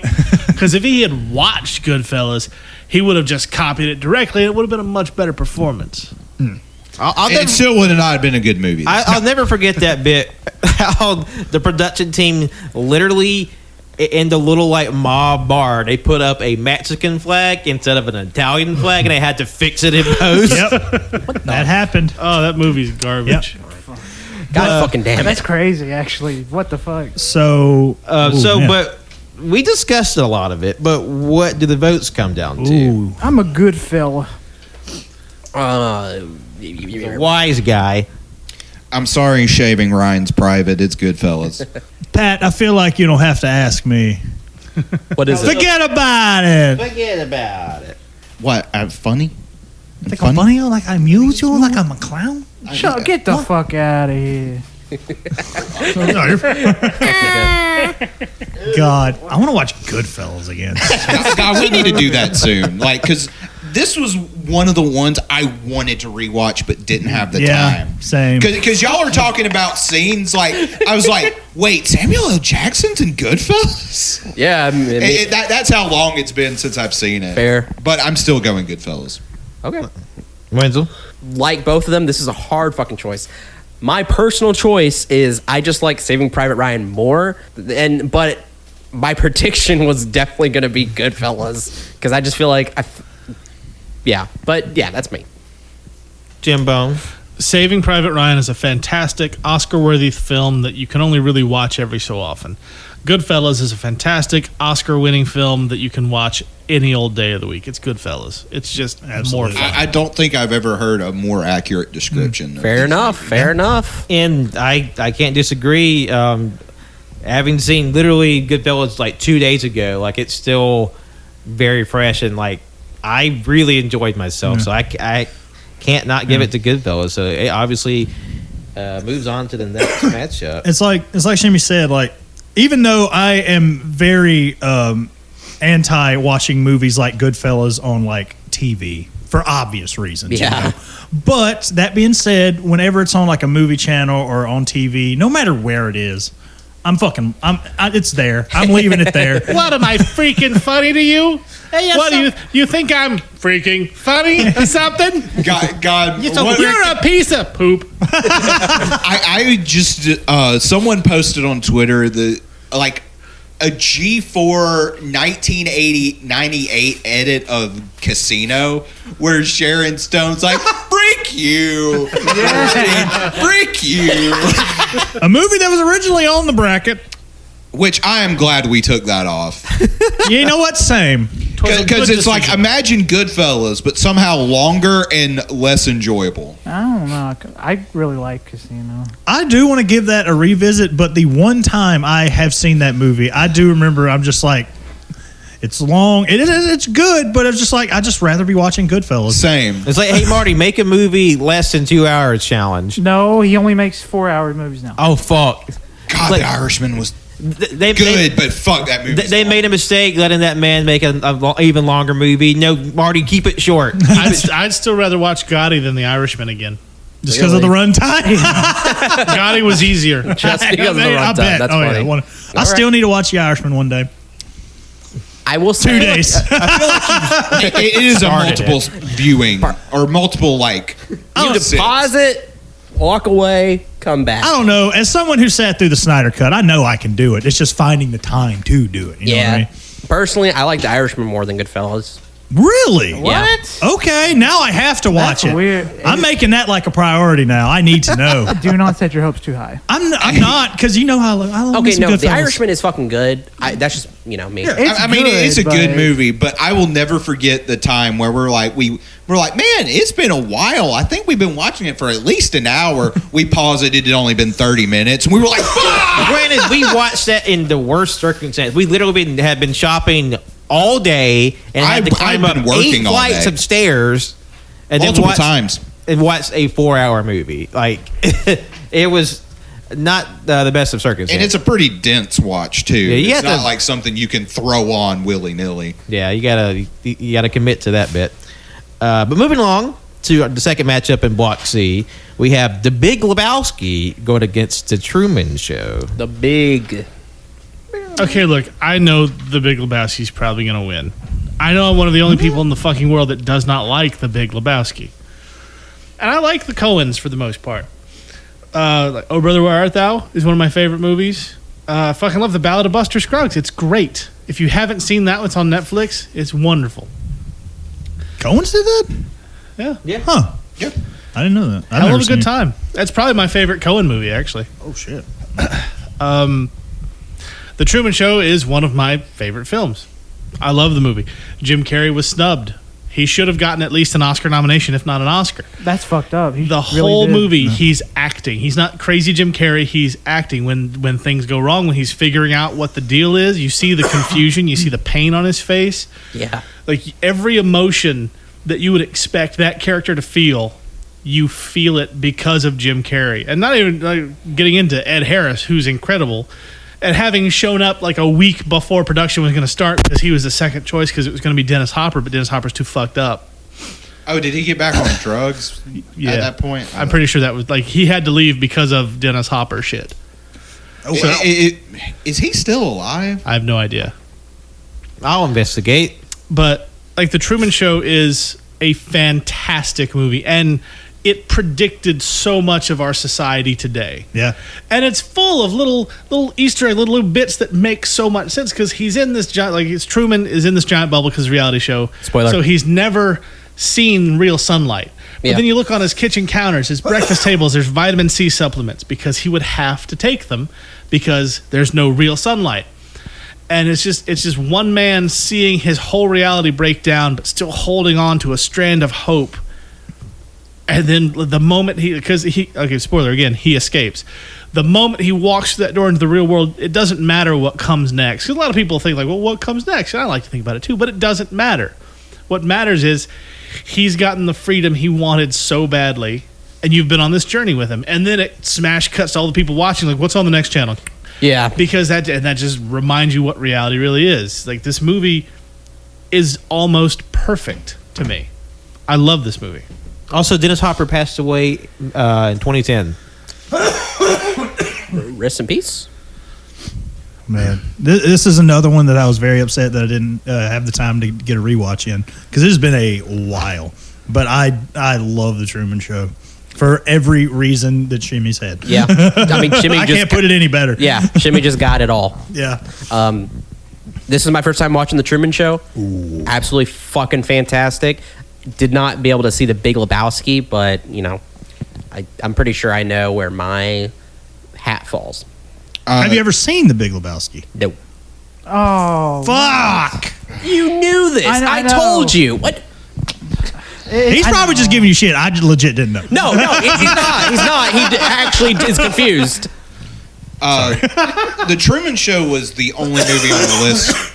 Was the only movie on the list I wasn't able to check out. And like I told you, I think it'll end up being one of your favorite movies. I imagine. Definitely. Like, everything, everyone has, it's been on my list for years. I mean, I guess I should probably abstain from voting. For me, abstain these nuts. go fuck yourself. I mean, I understand. Like, there's one I'm going to abstain from later. Because I get it. I mean, I don't know. Should I abstain? Because I didn't see The Big Lebowski, so I don't know. For me, The Big Lebowski is legitimately like my favorite comedy. Like, it's just so quotable. Yeah. Like, and it's one of those movies, like, if someone were to come up to me and like, I hate this movie, I'm like, you know what? Fair. Because it is very meandering. There's not really much of a plot. And it's kind of the point of the movie. It's pretty absurd. And, like, I really love the characters. I'm upset with myself for not watching The Truman Show. No, I feel you. I mean, I didn't get to watch The Big Lebowski, so it's totally fine. Have you seen both of them? Market zero. I've seen both. You've seen both. You've seen both. I've seen both, yes. You've seen both. Yep. And just like Jeff Bridges as the dude, the dude abides. Yeah. So you know what? If you abstain, I'll abstain. Well, actually, I don't feel like it's super fair for me. If you both go with voting for the one you saw, you'll cancel each other out anyway. Yeah. I mean, does it really? Yeah. That's true. Well, And like, booyah. It's just one of those things. Like, even if I were to watch The Truman Show, though, I don't know. For me personally, if it would beat The Big Lebowski, because that's like easily like top 10, if not top 5 for me. Honestly, this is one of those tough rounds. Something I love is I've seen it so many times, but the last few shots where he's walking up the stairs to leave, gorgeous. Yeah. Mm-hmm. Yeah, Oh, honestly, JoJo, I do feel like this is going to jump into your top favorite movies. I think so too. Because this is one that I was shocked that you hadn't already seen. Yeah. Yeah. It's just one of those movies. Like, it's been on my list, and I remember there was one point I'm like, I need to watch the 2 of the Jim Carrey movies that everyone really talks about, and I went with Eternal Sunshine. Yeah. That one's good too, but I like this one more. I like The Majestic more than Eternal Sunshine. I really like The Majestic. That's a good You movie. don't hear about that one too I've often. never heard of that. Ooh, wow. I haven't seen it, but I know what you're talking about. It's yeah. really good. All right. But It's basically Jim Carrey versus McCarthyism. Oh, roll tide. Like actual McCarthy. In a fist fight, you wouldn't believe it. Yeah, no, it's crazy. Like knives and shit. No, like Majestic's great. Watch The Majestic too. Okay. I will say there is a running bit in the Preacher television show where Cassidy, he always brings up the fact that he thinks that The Big Lebowski is overrated. And then like it's like he'll bring it up in like some of the most unopportune moments. Like they could be in like in the middle of a fight with some dudes, and just He was like, "You really gonna bring up the Big Lebowski right now?" It's like, "I'm sorry, I think it's shite." I don't feel that way about the Big Lebowski, but I love that bit in that show. Because it is a movie you have to vibe with, and if you if you don't vibe with it, like, you are either one way or the other. And for the people who don't like it, I don't blame them. Exactly. Because a lot of the humor is derived from just people screaming at each other. Yeah, like us. Like, basically, but like worse. Yeah. And like, God, John Goodman in this movie. Oh, John Goodman is unhinged. He is unfucking hinged. man, Fucking Donnie. like, is that man Shut like the fuck up, Donnie. You're out of your element. that man is not bad at anything. He's really not. Like, Yeah. And John Turturro, like, he's my favorite part of the Big Lebowski. I love John Turturro. Yeah. He's my favorite part of most things. And like when they're playing the Spanish language version of Hotel California, that's so funny, so funny. which honestly, I agree with the dude. I fucking hate the Eagles. Man, fuck the Eagles. Yeah, Hot take. I mean, Man, I just hate the fucking I mean, Eagles, I know man. Eagles classic rock, but I don't know anybody who's going to be like, oh man, Boomers. actually, what's funny is all my favorite Eagles songs are stuff that they did when they went solo. Damn it, JoJo. I don't care. You I don't really know. like piss me off. Hotel California is a great song. That's the only good song they have. I'm Yeah. sorry. all right, I'll give come kind of on board here, but I'm it's- interested to see if we get some kickback on that one. I mean, I doubt, like, especially like of our age demographic, but like my old boss, like, he was just like, man, the Eagles top tier, and I'm just like, you have garbage taste. Okay, there's somebody, I don't know if they ever listened to was- this, but they always played, in high school, they always played Hotel California on fucking guitar. Pissed me off. I'm like, play something else, motherfucker. they just heard every word you said. Please, I'm sorry. I'm so sorry. And if you're not sure if I Wenzel was think- talking about you or not, he was. Yeah, if the you have fun to, thing if you have to is- question it, yeah, They you. definitely have listened to the podcast before because I think I know who you're talking about. It's literally just one person. Yeah, I know. One person exactly. I'm And you sorry. know who the fuck you are. We'll talk about it later. Man, I just want to listen to Creedence, man. So I just hate the fucking Eagles, dude. Has anyone seen the, I guess, sequel to The Big Lebowski? Jesus rolls. no. Yeah, Heard it's I heard it's not good. Yeah, No, I haven't seen it either. I'm sorry, but- John Turturro. That was a bad idea. And plus, like, Curious though. Yeah. And also, too, why make a spinoff to his character? Because that character was from his stage show, not actually the movie. Oh. Like, he brought that character to Lebowski. he brought the character to, Oh, okay. but still, like, That's weird. I mean, not to quote the Big Lebowski again, but he's a pederast, dude. What the fuck? Okay. He's a fucking pederast. I mean, like he's not a good character quote. Yeah. But as someone who's, well, I wouldn't say I saw the Truman first show the first time. I saw it like 10 years ago, and I was really impressed, like how much I remembered from the movie. And as big as the Big Lebowski is, I feel like it didn't really stay with me, even though I gave Big Lebowski like a higher score. Yeah. So I feel a little weird, like how I'm gonna land, because I don't want to like fall into like recency bias, but also kind of know like the Truman Show stood the test of time with me. Like I was like, oh wow, this is pretty impactful, and not to diminish anything the Big Lebowski has brought to pop culture, because it's still a fun movie. It's just I kind of felt like when y'all were talking about it, it's like, oh, okay, now I'm remembering like bits and bits. Like there's what I had a lot I could just put on call for the Big Lebowski. That's fair. The Ashes scene. Okay, the Ashes. That's fucking funny. as shit. I don't know why I'm laughing already. I haven't even You will seen find it hilarious. And, But, like, and also, ever since like becoming an alcoholic, I have a great appreciation for White Russians. Amen, brother. I mean, that. Okay, when I looked at the blurb, because I had no idea what the fuck it was about. When he said White Russians, I was like, "Fuck, that's good. I like White Russians. Yeah, that's. They're delicious, They're right? delicious." But yeah, like from what it sounds like, it comes down to like you just have like a really critically acclaimed movie, and then like The Big Lebowski, which to me is just kind of like one of the big cult movies. Yeah, So I could see that. Because that's the thing. Like, I totally understand why this doesn't hit for so. Like, I completely get why you don't get it. I mean, not get it. Don't like it. Yeah. But like, and I mean, it's just I'd like to compare it. It's like you say, like it's really no rhyme or reason. There's a bunch of stuff happening. It's like Seinfeld the movie almost.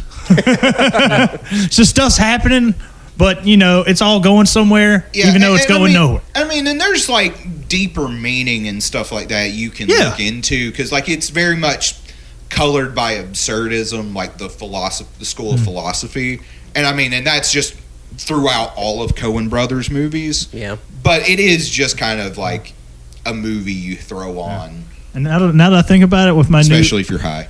Oh yeah, with my newfound steelbook obsession, this was one of the first steelbooks I've ever bought. And it's a killer steelbook. It is. It's all that like weird comic panel type that they did for certain movies back in the day. You have Jurassic Park. I have the Jurassic Park one. I have Scarface and The Big Lebowski. But oh shit! So it's voting time, eh? I just want to. I can vote already. Truman Show. I fucking love that movie. I agreed with every single thing that Jim Carrey did. I would go as far as threatening to kill myself immediately. It's just like jerking off like everywhere. Because I would like start punching the shit out of people. All right, I'm watching this movie tonight. Yeah, no, you have every right, because Jim Carrey, like, people were telling him that, like, oh, you're crazy, when, like, in fact, like, he's not, and that, like, that is cathartic, like, yeah. And don't, he would that roundabout scene. I was like, yes, kill me. No, okay. Kill. The entire time I was thinking, you know what? If I was in that situation, I would absolutely just hit the shit out of somebody and threaten to kill. I would get very close if nobody stopped me. I would get very close to killing somebody, just like Jim Carrey. You need to watch it. Okay. Without giving any more away for Joe. I hate to derail this conversation, but I got to circle back to Groundhog Day. The scene in Groundhog Day when he finally just punches the shit out of the insurance guy. Yes. I was like, thank you, God. Yeah. I just wanted... I meant to bring that scene up when we were talking about it. That's my spirit animal. Fuck. Bill Murray saying hello and punching a dude in the face. Phil,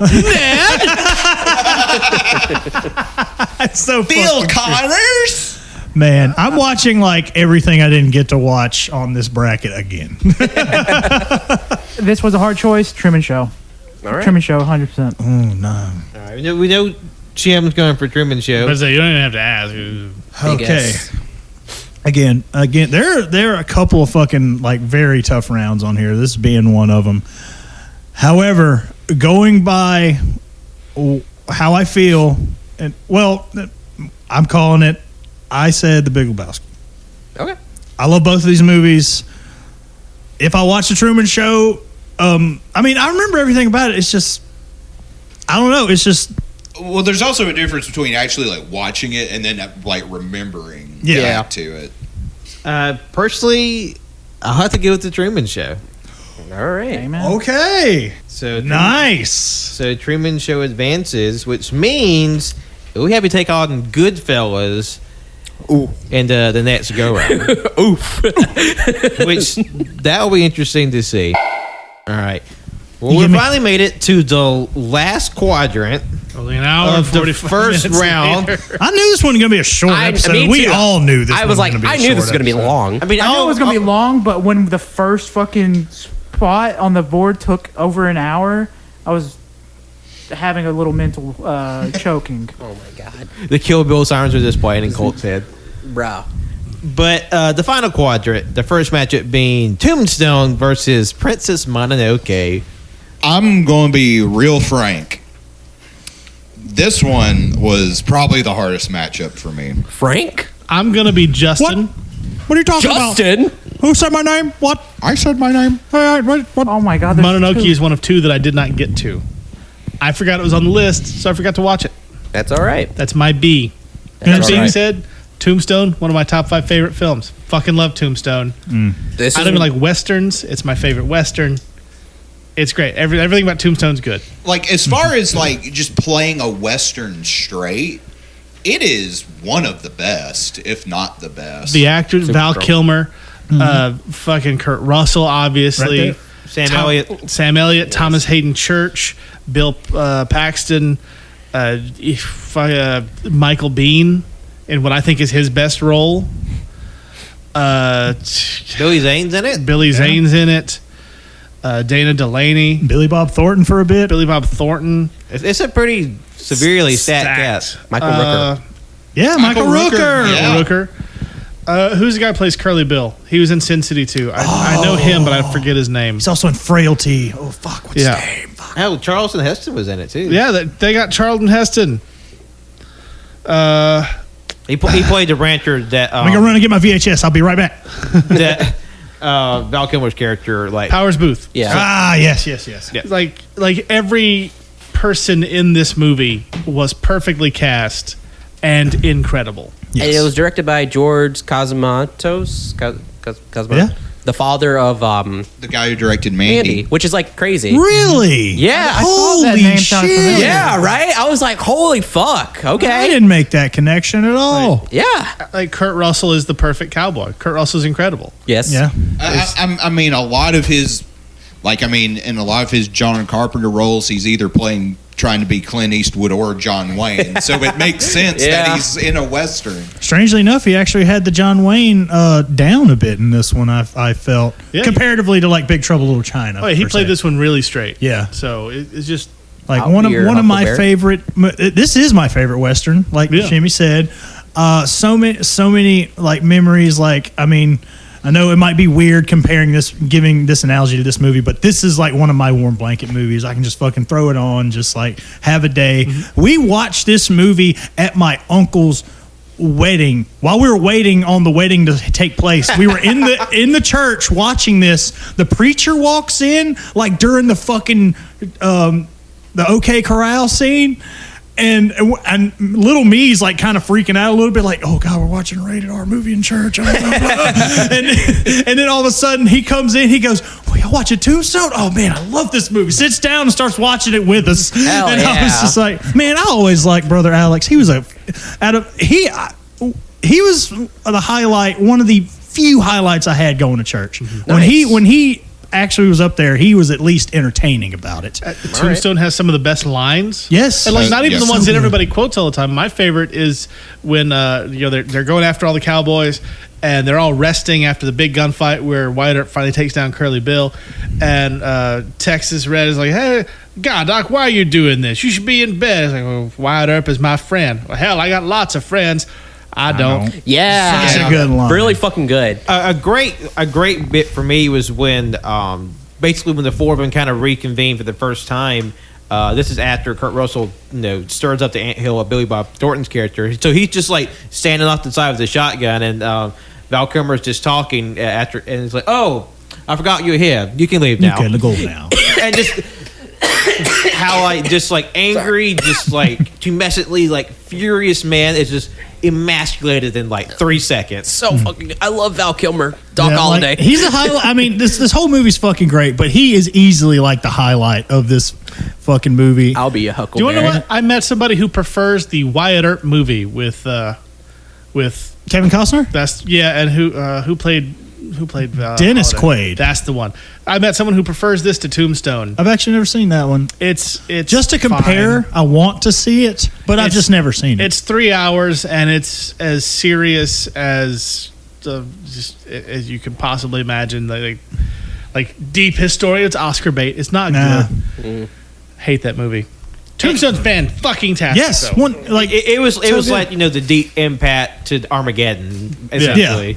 I thought it was fucking great too when he was playing. Val Kilmer was playing piano, and he's like, "Fucking Chopin." Frederick fucking Chopin. Like, fuck. He has some of the best lines in like He does. This one I say this line like in my normal life. I just say I have not yet begun to defile myself. Like, I say that all the fucking time. It's so to fucking this day. good.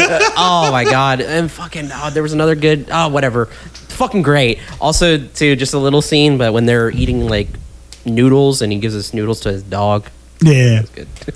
Bill Paxton, I think. And yeah. who played and if I remember correctly, he was he was in the first Terminator movie. He was Michael Biehn. That was Michael Biehn. Okay, God, Yeah, played really Johnny fucking Ringo. good. Really fucking good Yes. in this movie. Oh my god. I mean, everyone's great in this fucking Okay, movie. now I remember when Val Kilmer, Doc Holliday was talking that first meetup right there with Johnny Ringo, and he's like, "Should I hate this man? I think I do. Yeah. Like he looks like me. Like Seems Oh, like now I'm sure of it. I hate like him. Johnny Ringo's an educated man. Now I do hate him. And then, God, it's like we had to play for blood. Remember, I was just fooling. I wasn't. Fuck! I want to watch it again. God damn! I could fucking watch it again. It's so good. I had it on the shop yesterday. Oh God, I love and Tombstone. especially in the 90s, like early 90s, there was that resurgence of westerns, and most of them I cannot be fucking bothered. Like I watched Unforgiven. God, that movie's dull as fuck. That one marked what I consider Clint Eastwood's up his own ass era. It is like, honestly, Tombstone is what Unforgiven tried to be. And Tombstone and The Quick and the Dead are the only two westerns I can enjoy. And yeah, like the older Clint Eastwood, The Man with No Name stuff, I'll watch it if there's nothing else on. But like The Good and the Bad and the Ugly is like legitimately like a great movie, but like, yeah, like especially like John Wayne shit, like I'm fuck that. But like, God, this movie was just so like entertaining, very. And a lot of it is just dudes killing people. Yeah. And it's just like, you know what? Sometimes violence is fun. also, if you haven't seen Quick and the Dead, I recommend it. I do. Because that's the Sam Raimi. Sam one. Raimi is Sharon Stone. Wait, what? Yeah, he Yeah, directed Sam it. Raimi In directed fact, it. Oh my God! Bruce Campbell did an interview once. Somebody was like, "Hey, look, that car that he always puts in the movies, like he can't be in that one, right?"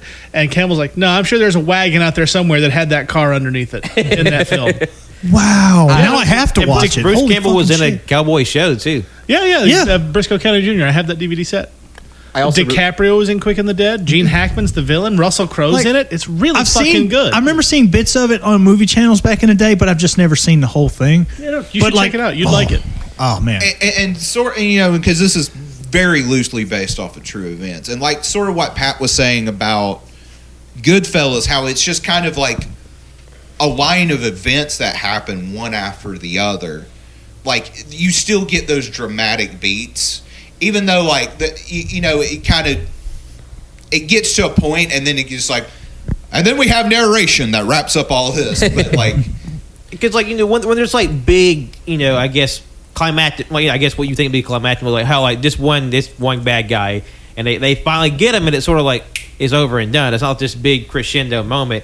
Because, like, that's what Death like is. It's not, like, this moment of equipoise when someone twirls around and dies, but you still get, like, these great dramatic moments when the confrontation happens, like when Val Kilmer stands up to his sort of like his adversary that's been sort of built up throughout the film, and how they sort of judge with the history a little bit, because like from what we know of history, because like this is a very spotty part of history, just because like records and all that, how his adversary, it looked like he killed himself, but in the movie he's shot through the bottom of his neck, and Oh, shot in the temple. or like he was shot in the head, but they kind of finagled like, okay, it looked like he kind of. The way Val Kilmer stages his body, looked like he could have killed himself. Yeah. And like, and I really love this movie, and someone who's like gaining an appreciation for westerns, like ones who can do it in a like just like I think one of the best modern westerns that you could probably make. Yeah, Yeah. agreed. Yeah. I love the scene also where Kurt Russell's walking through the river and he's like, "No!" Oh, that's such No. a badass fucking And just scene. fucking Like everyone's like, "What the fuck are you doing?" And he's just like surviving. every shot fucking miss. I'm like, "Damn, you must really fucking suck, or somebody does not like you." And what's funny is that Wyatt Earp in real life was supposedly like supernaturally lucky, like how there'd be enormous gunfights, people died everywhere, and like he would just be miraculously untouched. Like his coat would be full of bullets, not a single scratch on him. Fuck. That's one of those crazy happenstances of history. And also, like right out the gate, when you're first introduced to Kurt Russell's Wyatt Earp, like you see a dude being a real asshole to a horse and hitting it. Kurt Russell walks over, takes the fucking rope, and smacks that dude with it. It's like, Yeah, it hurts, don't doesn't it? it? Yeah. Man, that I'm like, for someone who like has no idea what they're getting into, if they're not like You know what? I like this fella. Yeah. Then It's like, look, dude, I know you're kind of like hardcore wanting to cheat on your wife, but you treated a horse nice. Yeah. So you get points. Yeah. And there's Princess Mononoke. No, Yeah. we can't just fucking brush over Princess well, Mononoke. I'd like to talk about it a bit because I watched it yesterday, first time ever. And of course, Ken still being very, very fresh to anime, and just Yeah, Princess Mononoke I'm being still one of the most baby. famous anime films. Yeah. Yeah, my first Studio Ghibli film. Yeah, 100%. And it's definitely one of the better One of the ones. best. I was telling them upstairs, but this and Akira I saw when I was like a teenager, and both of them left a huge fucking impression. And this was a rewatch for me. Still fucking fantastic movie. Just like I had to pry myself away from like because Kanan was watching in the living room. True story. And like because I had to finish Groundhog Day, but like I was just sort of like the minute this movie starts, just immediately transfixed with I can never remember his name, the guy who does all of like Miyazaki's scores for his movies. His first name is Joe. Joe. I'm sorry, I'm white and I'm going to butcher this. He's just shot. You say that, please. Oh, Joe Hisaishi?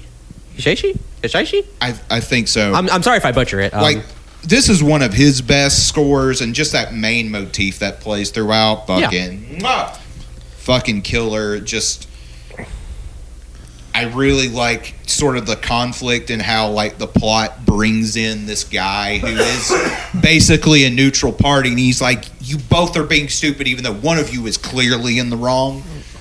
It's like y'all can like trying to mitigate this conflict between these two groups, and just like the creature design, the animation, just the terrifying, the sheer like it's like beautiful and terrifying. Like the forest spirit, is freaky, but like really cool and like brutal as all hell. Brutal, The deer god used to scare the absolute shit out of me. Yeah, it's terrifying.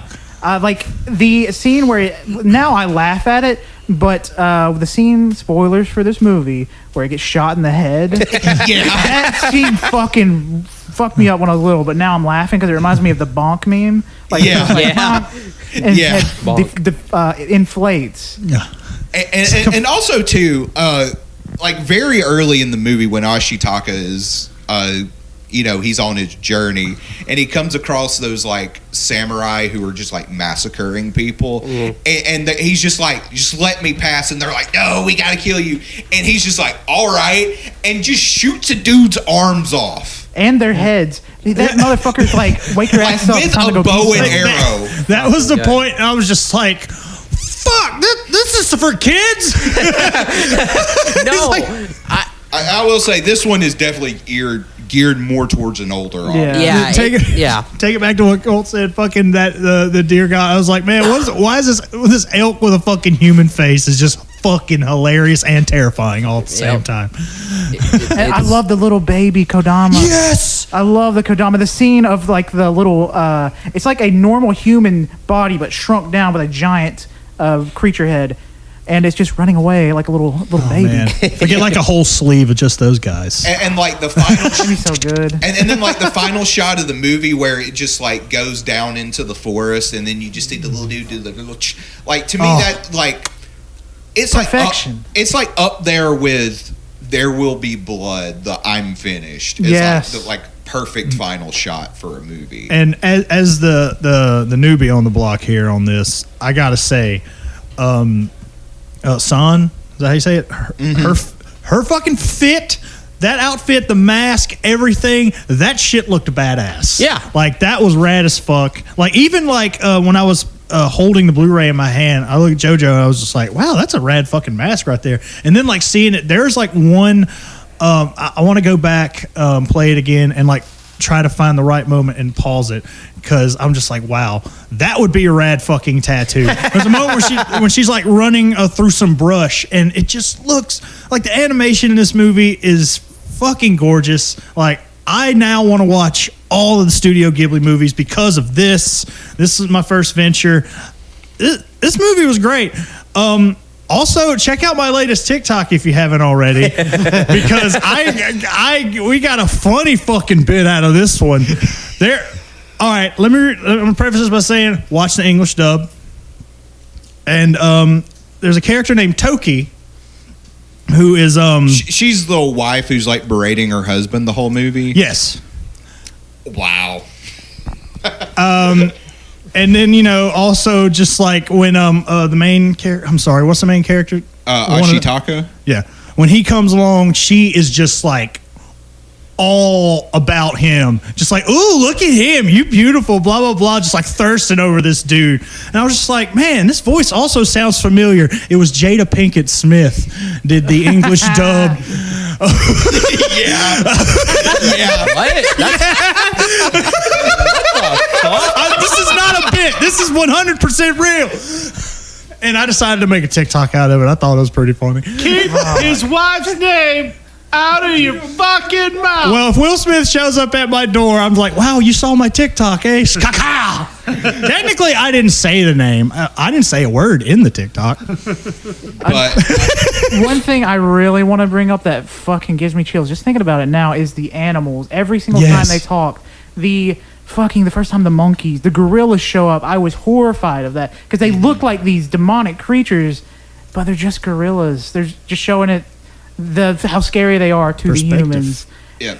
And I've never been more terrified of fucking pigs than I have. I was about to These say, boars are the most hardcore motherfuckers saying kill all humans. I was like, And plus, oh yeah, I agree. so many Let's people kill the die by humans. boar attacks in real life anyway. yeah, like fuck. Oh my god. The shot of the old boar that's joining into the force to protect it, and like as he's like looks at the hunters, he's like locks eyes with them. Beautiful. Or like, he's all like, all like tainted and whatnot. Yeah. And then they like zoom in on his eyes and there's like just that like gross like eye pus. Yeah. Just like the attention to detail. And, I just realized this is very much like a West versus East sort of matchup. Western and basically like literally a western. Holy shit. like Western. It's just this. Oh, wow. man. This one.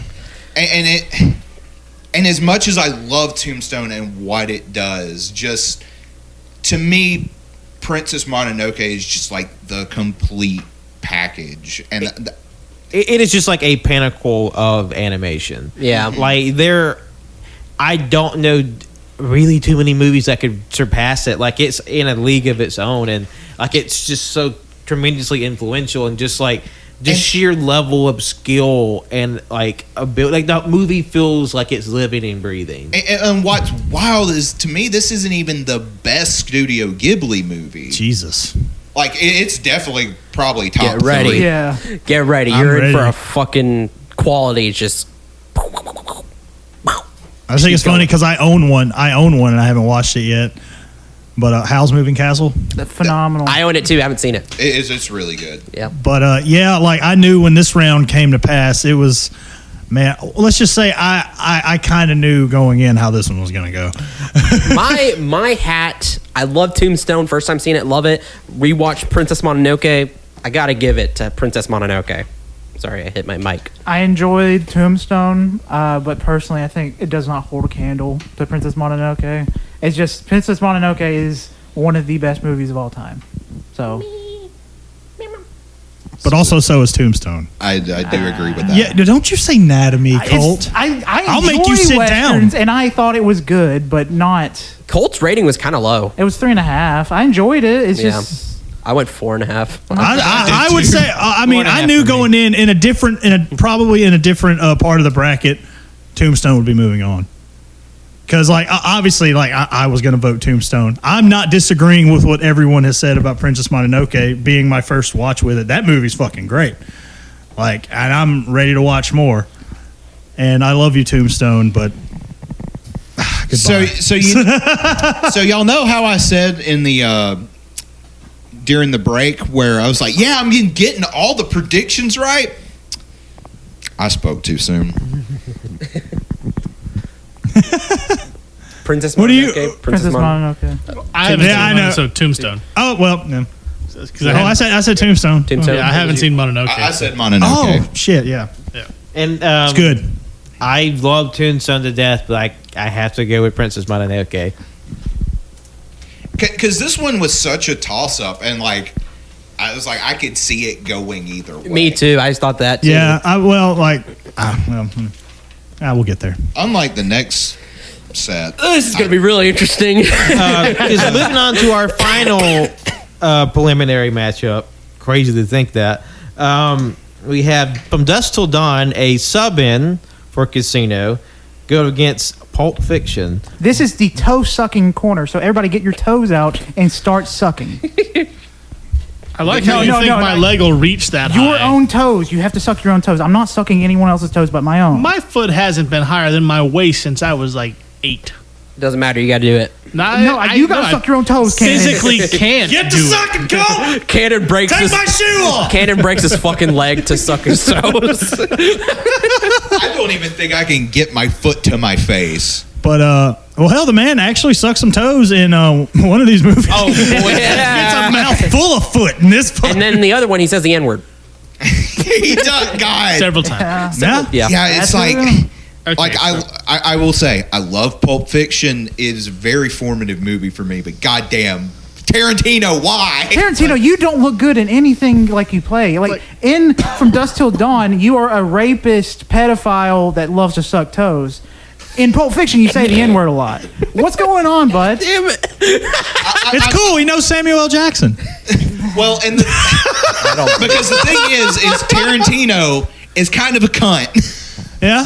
Yeah. True, Yeah. I mean, he played a shitty dude in Desperado, and he was just like a cameo in that. Yeah. There's about 60 to 65% of Tarantino movies that I like, and that's across all of them. Like that's cumulative. Yeah. Like my favorite one's Jackie Brown because it's the least Tarantino of all the movies.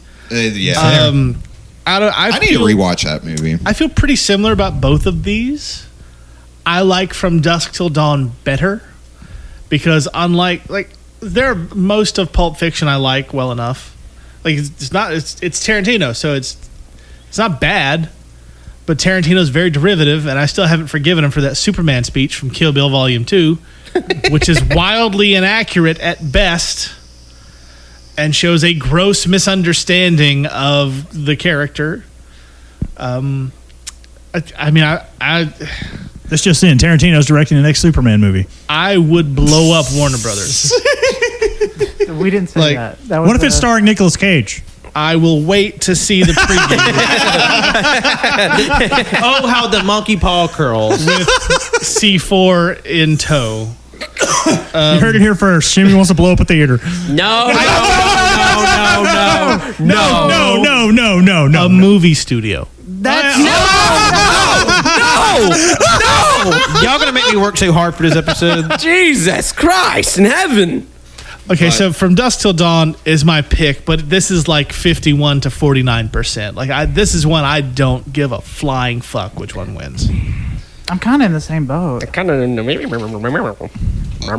I will say because for me, Pulp Fiction was like the movie that really got me into movies. Yeah. Like it's like, holy shit, you can tell a movie out of order. You can do all this stuff. I saw it at the right age. Like if you see this at like 14, it like blow your mind. and like it is a very influential movie. Yeah. And I love From Dusk Till Dawn, even though I wish I had not had that movie spoiled for me. I didn't, and I was so glad because Yeah. that twist fucked me up. Yeah. Because we have a mutual that was talking to Cannon, and he was just like, no idea. And he was like, wait, what? There are vampires in this movie? Shit. Spoilers. I will say I told this to Pat. I would explain this on the podcast. But when I originally saw this movie, I saw this with my dad. Oh, Wild, wow. by the way. Weird-ass I was a family kid watch. actually. I was very young. I think like about 8 or 9. Watch toe sucking, but not World War II. Okay, that's the thing though. All of the naughty parts or whatever, my dad covered my eyes, so it's kind of funny to rewatch it and be like, oh. like you're just So that's like 90% I was of about the to say, movie. like you saw the opening credits and then the final credits. And like, what a great movie, Dad! your dad's over your hand for so long, just like a handprint across your face. But it was just so funny because like we were about to start it, and I looked at it, and like the title was From Dusk Till Dawn. I was like, it's a vampire movie, and he looks at me, and my dad was terrible at keeping stuff hidden. He's like, have you seen this before? I'm like, no. And I'm just eating popcorn. And I'm like, I was literally eating, like, we had popcorn, and he was like, how did you know? I'm like, I don't know. Dusk Till Dawn. Sounds like a vampire movie. And yeah, It was a fucking vampire movie, and it was fucking great. I will say for me as well, not to distract from anybody, like, I rated these the same, and I rewatched it. Still good. Yeah, it's kind of weird match, not weird matchup, but I'm gonna go with Pulp Fiction. My hat's for Pulp Fiction. I in terms of some stuff that happens in Pulp Fiction, I'm just like, yeah, this fucking rocks. So yeah, like honestly, like the only bit about Pulp Fiction that I just loathe is the one scene with Tarantino where he says the N-word a lot. Why do you say because it so much? there's no reason for there's no it. fucking reason. You can't hide behind Sam Jackson forever, Tarantino. But like, I think what makes me go Pulp Fiction over From Dusk Till Dawn, not only just the nostalgia factor, but to me, I think the characters are a lot stronger in Pulp Fiction. Yeah, like I get mean, that. you always remember Marcellus Wallace, It's because From Dusk Till Dawn, you don't need characters. It's a vampire movie. You just need Selma Hayek doing that dance. Hell yeah! All right. I mean, I'd argue like the first half of it like isn't a vampire movie though.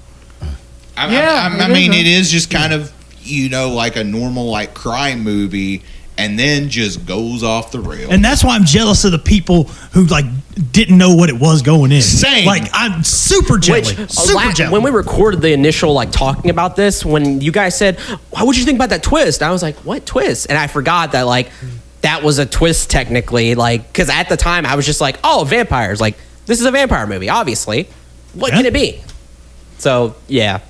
And there was That's like my explanation. like a lot of my memory of the beginning of that movie that I just like didn't remember. Like I'd always remember like the other half, but then like I remember one day like years ago I finally sat and watched the whole movie in its entirety, and I was just like a lot of it felt very new to me, in a weird sort of way. Like that's the same sort of symptom of you don't have to write big memorable characters when you know what twist is coming. Like you build your movie around that twist, everything else takes a back seat. Yeah, and it's just sort of it really highlights like what people prefer, like subjectively. Because like I think Pulp Fiction is very responsible for like I'm very much a very character driven person, And like that monologue, like I mean, there's already like quotable shit. That monologue though between Ezekiel 25:17, like with Samuel L. Jackson talking towards the end with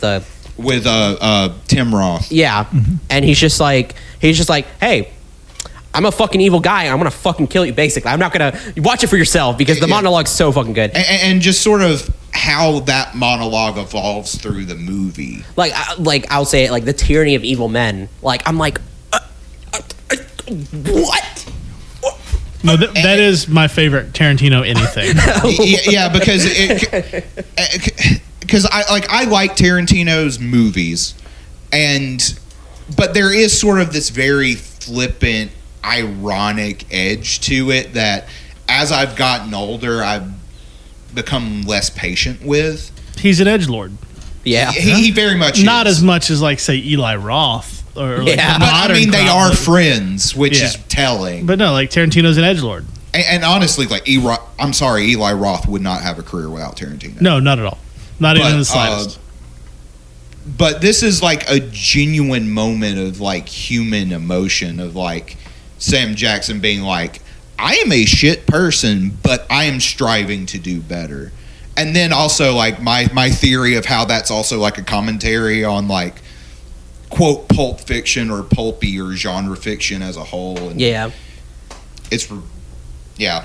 The only reason why we're voting for it is because we did that, that episode about it. We did that. Because I'm about to say, if you want to hear us talk in depth about Pulp Fiction, go check out the very first installment of our incredibly infrequent movie discussion series. We'll bring it back eventually. It's not dead. It's not dead. No way. Not dead. Unlike Tanner's podcast. Like the link takes. Now, I will say this Pulp Fiction was the single movie where I was like, oh yeah, I don't need to rewatch this. I know this movie backwards and forwards. I could probably quote it to you right now. Like, God, I wish I could remember how old I was. I'm not doing that one scene. I wish I could remember how old I was when I saw the movie for the first time. I know I was young. I know I was too young to, I guess, legally be watching it, with ratings and whatnot. But still, it's like you said, man, it's like that's when you kind of know that, you know what, movies are rad. Yeah. Cody and JoJo forced me to watch it in the basement. And I was 12 years old. That sounds really bad. It does sound really bad, but we just watched the movie. And I remember them showing me Kill Bill, but I fell asleep. So I never got to watch Kill the Bill. closest thing that I can think of, I'm pretty sure I was 10 when I saw my first Die Hard movie, Die Hard with a Vengeance. And that's a pretty... Also got Sam Jackson.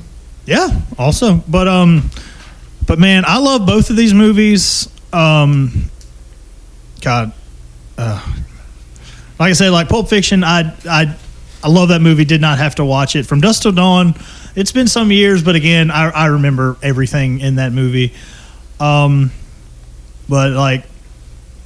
Pulp Fiction to me is going to get the edge because it's just in the zeitgeist. It's there. Pulp Fiction. It's Pulp Fiction. It's literally pop culture. It's if there is Coca-Cola. It's fucking so. Outside of The Matrix and Jurassic Park, probably the most influential movie on this list. Yeah, I agree. All right. What'd your pick? My pick was going to be From Dusk Till Dawn because, I just really love that. No shades in Pulp Fiction, but I just kind of preferred that genre edge that because I like goopy monster fighting and I guess obviously you can say the characters are more substantive and Pulp Fiction would have they're whereas the characters in From Dusk Till Dawn are a little more action figure-y, which that both do things very well in different capacities, but I just think From Dusk Till Dawn is a more fun movie. To me, it's the easier of the two to watch. Robert Rodriguez is a more fun director. I mean, Robert Rodriguez is a really fun director. I don't disagree with that. And plus, as someone who saw Desperado recently, that's a really fucking fun movie. Desperado's fantastic. Have you seen the original El Mariachi? It's not easy to find. That's true. The trilogy's at Best Buy on Blu-ray. Yeah. I saw it there. You know what? No disrespect to friend of the show, Danny Trejo. Yeah. But, man, I love both of these movies, but, But it's kind of hard to argue is what it is. The pedigree of Pulp Fiction was literally one of the most famous American movies of all time. Yeah, no shade to From Dusk Till Dawn. I have shade. So. It's probably hot, so it needs it. Well, no, it's nighttime. It's from dusk until dawn. I mean, the sun's gone down. In Mexico, so it gets hot down there. No, at nighttime it gets cold. It gets cold. When the sun gets down. Didn't you see Wild Wild West? Do you not know anything about that area? Jim West? What's wrong with you? Why do you think Desperado? Why do you think they'll wear? You come to your senses? Why do you think they have fires? It's not going to be night all day. They're keeping spiders away. That's true. I love how that blended into 3 different bits. That was fucking funny. A lot happening. We're basically the podcast equivalent to the musical technique known as counterpoint. Yeah. That's a great way to describe us. So, wrapping up Block D, we have Princess Mononoke going against Pulp Fiction. And just to recap, the road so far, because we know it's been a long, winding one. Sorry. In Block A, we had the 2 remaining movies, The Matrix going against the Boogie Nights. In Block B, we have Jurassic Park going against the Iron Giant. We had Goodfellas going against the Truman Show. And lastly, of course, Princess Mononoke going against Pulp Fiction. What a weird fucking group. I only got one of those wrong. I got all of those fucking right. Wait, are we talking about that now? Or? No. Technically, no, but since y'all already said it. I also only got one wrong. I'm gonna wait for the suspense. So, Sorry. now that we kind of said our big pieces about the movie, I think that the ongoing deliberation will be a little quicker. Hopefully. So, Most of us do have work. What do you got to do in the morning? I feel like I have to be up. Well, like I know the three of us got to be up at like what, 7-ish.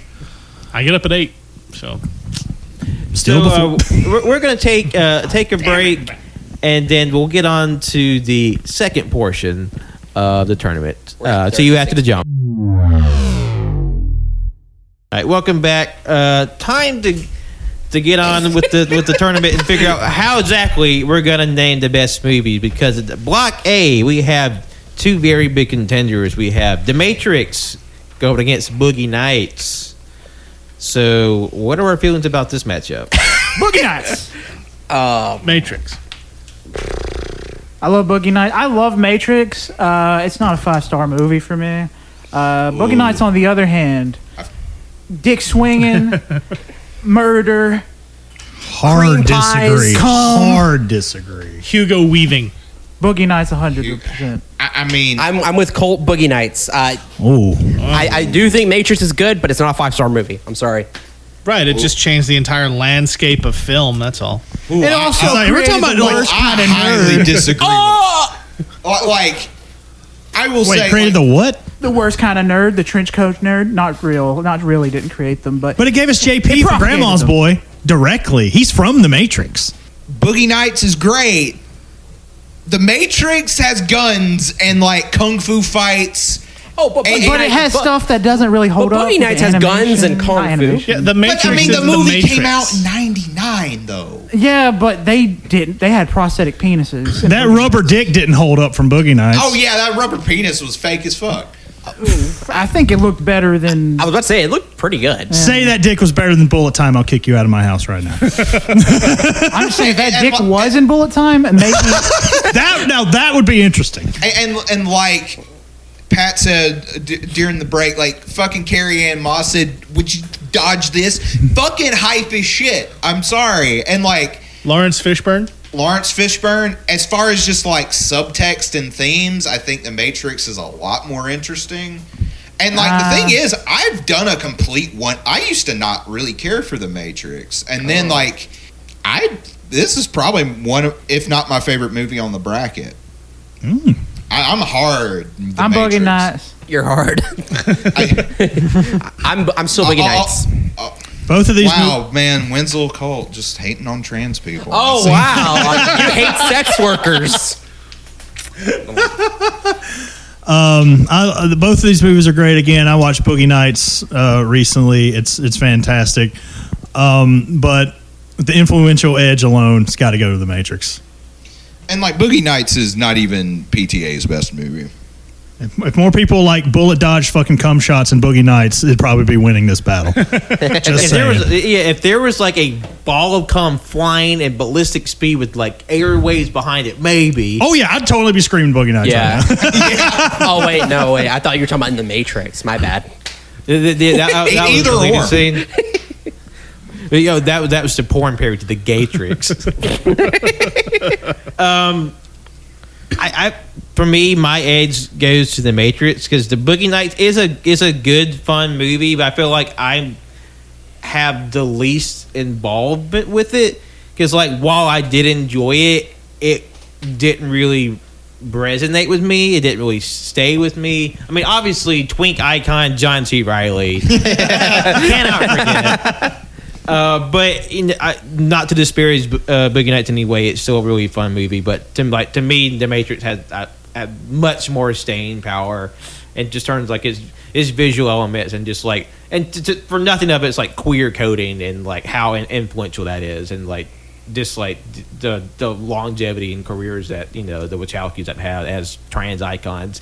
To me, it's more. To me, it's more interesting and like more impressive. But, Yeah. Fair enough. But for me, it's The Matrix. All right. And like, before we move on, like, to me, I have to be in the mood for Boogie Nights. And also, Boogie Nights is pretty long. Oh, like I can throw The Matrix on any time and be fine. I'm the complete opposite. Matrix, I have to be in the I feel like being pretentious today. Mood to watch Oh, it. fuck off. Wait, what? I'm fucking with you. Oh man, I could throw both of them on and be fine. I like them, but Boogie Nights. But I really do think that Matrix is a harder watch. In a sense, as I don't feel like watching it all the time. It's a lot. Yeah, fair enough. I don't know. So I don't know. it looks like we have 4 for the Matrix and 2 for Boogie Nights. So Yep. the Matrix will proceed. Very well. Very well. Now coming up to the next quadrant, we have Block B with Jurassic Park against Iron Giant. Iron Giant. Iron Giant, I'm Iron animation Giant just again. fucks. That robot at the end of the movie when it goes in the story animation mode. is just still so incredible. As a kid, there was one movie. There was like Star Wars, Indiana Jones, and Jurassic Park. I just had on fucking repeat. I'm sorry, Jurassic Park. It's just like with the previous example. Like if I was given a choice between these movies, I would pick Jurassic Park every time. I think we're getting fucked over by the millennials, Wenzel. I think so. I will say at the time when I was a kid, when I watched this, I was like, those dinosaurs need feathers. So I'm with you now. They do Let me need ask you: have you two tried growing the fuck up? Motherfucker! Wait a minute. No, you're the one that hasn't grown up. You chose fucking Jurassic Park. I haven't chosen yet. Fuck you. then. Co-champion hasn't chosen yet. I mean, for all you know, I could pick the Iron Giant. I know you're not. Say it. What are you gonna pick? Say it. I honestly don't know. I'm still deciding. I mean, love they're them both both. like excellent movies. To think about it, though, well, Laura Dern's in Jurassic Park, but the Iron Giant has 2 sexy people: the friendly man and the mom. So Yeah. Because it's one of those things. Like, I personally would rather watch the Iron Giant because I like it more. truth. Jurassic Park is Jurassic Park, and it is like a 51-49 split for me on this one. Well, I retract the yelling. I'm sorry. I appreciate that. Technically, I was just bidding, but it did. I felt like it did come off really aggressive. It was pretty grumpy. Yeah, it was pretty grumpy. I'm sorry. I mean, it is pretty late, so people are getting a little cranky. Yeah. They're fighting. I could go on for another 5 hours. And I couldn't. then we'll see where we'll be. A 6-foot erection with a cheeseburger on the end of it. Let's go. I mean, that's what happens to Wenzel under a full moon. It's pretty wild. I guess I'll go. If you would. If you want. Both movies are great. Meow. Love them both to death.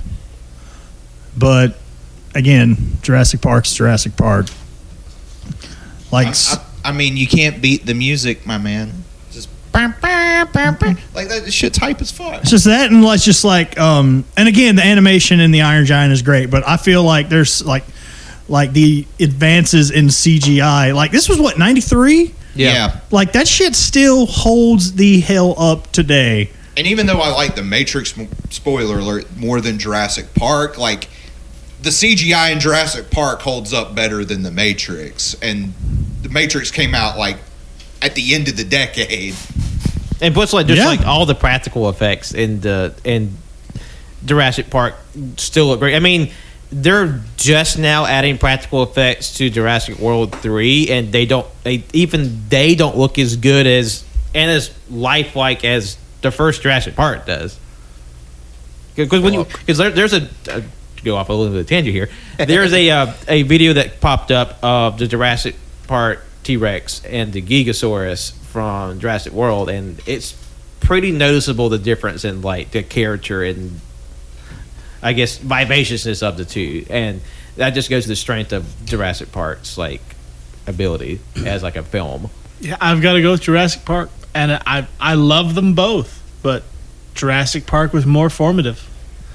And honestly, at this point, I was hoping Groundhog Day would have gone forward instead of Iron Giant. So, you know, I mean, both these movies are excellent. And and I think honestly, like if I had watched The Iron Giant when I was a kid more than I did Jurassic Park, this would be switched. So. All right, Candy, did you choose already? I did. Jurassic Park. Okay. And I know how I rated these on Letterboxd, and I gave that little bit of an edge to Jurassic Park, so I'll have to lean with that. So Jurassic Park will advance in this instance. Overrated, I'll say that. Oh, I don't agree with that. I think it's a 3.5-star movie. Oh, wait a minute. It's overrated because you were like -10 when the fucker came out. I watched it. Okay, you know what? Seinfeld You know effect. what? Here, okay. I rated Iron Giant higher than Jurassic Park, but put me down for Jurassic Park. I do not agree with that. I do not agree with that at all. God. I'm already mad that we have The Matrix here. I so- stopped listening to Cole when my he God. said Tombstone's not one of the greatest movies of all time. I mean, it's not. I mean, it is, though. It is. It is. I mean, you're wrong, Cole. Look, I'm sorry that fine. there's not a It's fine. 75-hour anime that didn't make the list, but you know, still these the movie's movies only are, an hour and a half. I'm sorry, Cole. I gotta just let you sit over there. One second. I'm too afraid right now. I gotta protect myself. So in the top half of the bracket, it will be Matrix facing off against Jurassic Park. Also, a really fun like combo movie, the dinosaurs versus like fetishists with guns. Prove me wrong. But we're gonna take a detour down south and see what will be the matchup outcome between Goodfellas versus the Truman Show. Truman Show. This is tough. But right out of the gate, I'm gonna say Truman Show. Truman Goodfellas Show. is good, but Truman Show it's a classic. Now, this is the first time I saw it. Goodfellas I'm gonna isn't? love it forever. Goodfellas is a classic. It's just that Truman Show is truly just better. Yeah. like I love them both with all my heart, but Truman Show means more to me on a personal level. That's fair. All right, Joe, Ken. I mean, I guess I have to say Goodfellas because I haven't seen Truman Show.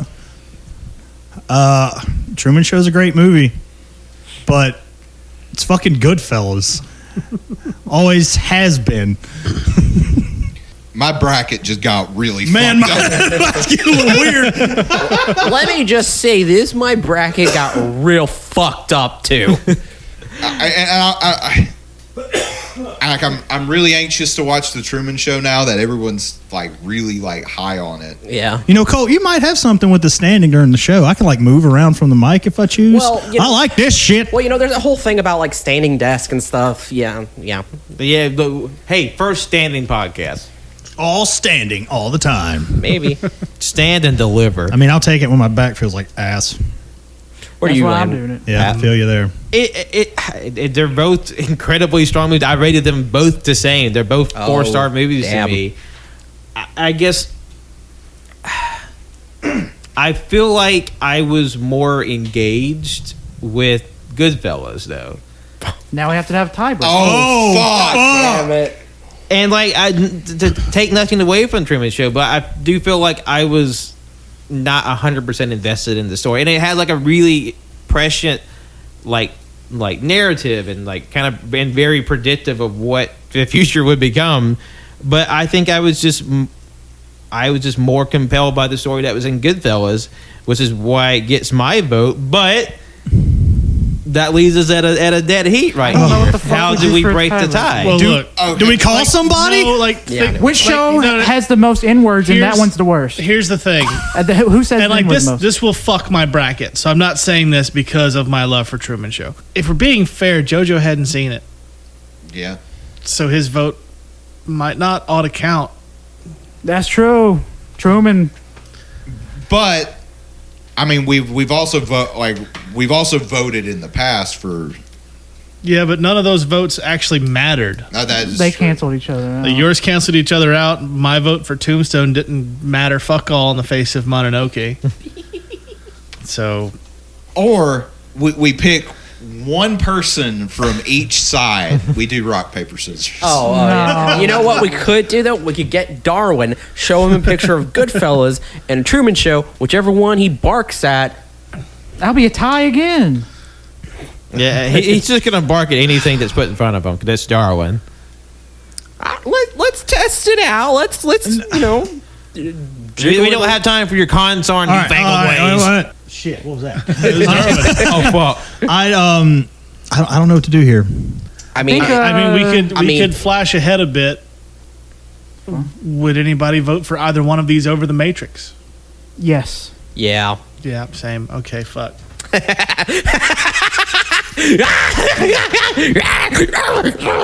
Okay, Winslow's turned into a werewolf I mean, again. if we need to like break the tie, I'll revoke my vote. No. I mean, we have two options. We can either just say his vote, their vote doesn't count, or we just just that Frank your up. opinion Let's doesn't call matter. him. or We don't want Frank's fucking It's opinion. 11:30. Nobody. What would you? You want your brothers or Tanner's? No, I Exactly. don't. I do think it's funny, like off on that bit, that even though Cody didn't participate in this tournament, we still had a Cody bit where like one movie is just like, why is that here?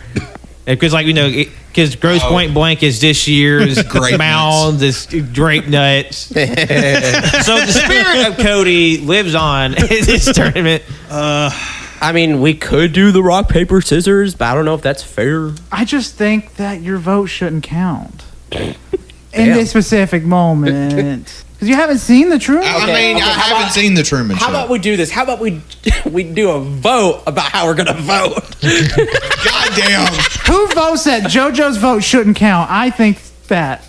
There, fine. It's fair. I mean, Okay. that makes the most sense. All right, so by default, Truman Show advances. Not Jesus this fall. It had more than I said default. Fucks my bracket. So Truman Show has won Block C, but who will be the winner coming out of Block D, which is Princess Mononoke going against Pulp Fiction? Princess Mononoke. That's my vote. Princess Mononoke. You don't have to ask me. Princess Mononoke does not say the N word. That's very good. That's very good. As much as I love Pulp Fiction, I gotta go Mononoke. And Shim hasn't seen Mononoke, No. so they can't really contribute there. No. Cannon? Yes. Well, both are great. It's still going to Pulp Fiction. For me, it's an easy choice. It's Princess Mononoke. Just a pinnacle of animation. So the two combatants and the southern portion of the bracket is the Truman Show versus against Princess Mononoke. If you Fuck. if you would have told me that before we started, I would have told you would be a crazy person. Wow. Because this episode has thrown me for a loop. I also would have said that you're a crazy person. Listeners, I hope y'all are just as angry as I am. Yeah, I'm mad too. This is how it always goes. Everyone gets fucking mad. No one's happy. Everyone's pissed. No, I mean, I'm not like angry. I'm show angry. Same. Well, yeah. I'm not mad enough for homicide. I am having a delight. This is so chaotic. Oh, I'm having fun. Don't get me wrong. I do appreciate that I've once again managed to come in with a thing that I deeply love that most of you were sort of iffy on. And then you all found out that you really loved it, and it's gone way fucking farther than we expected. You know, we have Payday. Is Truman Show going to be Show. the payday of this? I would actually agree. It is the payday of this fucking Right? bracket. See, I have good taste, God damn it. Yeah, at times. You know what? Oh. You know what? I mean, I agree. It's all subjective. It's all subjective. I said one is objective. I mean, eventually, I would like to watch Evangelion. I just don't have that kind of time. I don't think you would like it, to be honest. never know. It's good, but it's a miserable watch. I don't know. You can go either way, and honestly, just give it a try. I might. That's what I say. I'm not One like day. Colt. I mean, you can give it a try, but it is depressing as hell. Then I'm probably not going to watch it then.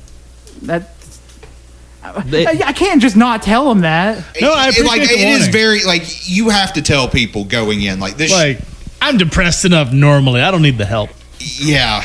Now, I will say the movies, like the rebuilds, They're still pretty. Well, they're happier, but they're happier, but the way it ends is very different. I will say that.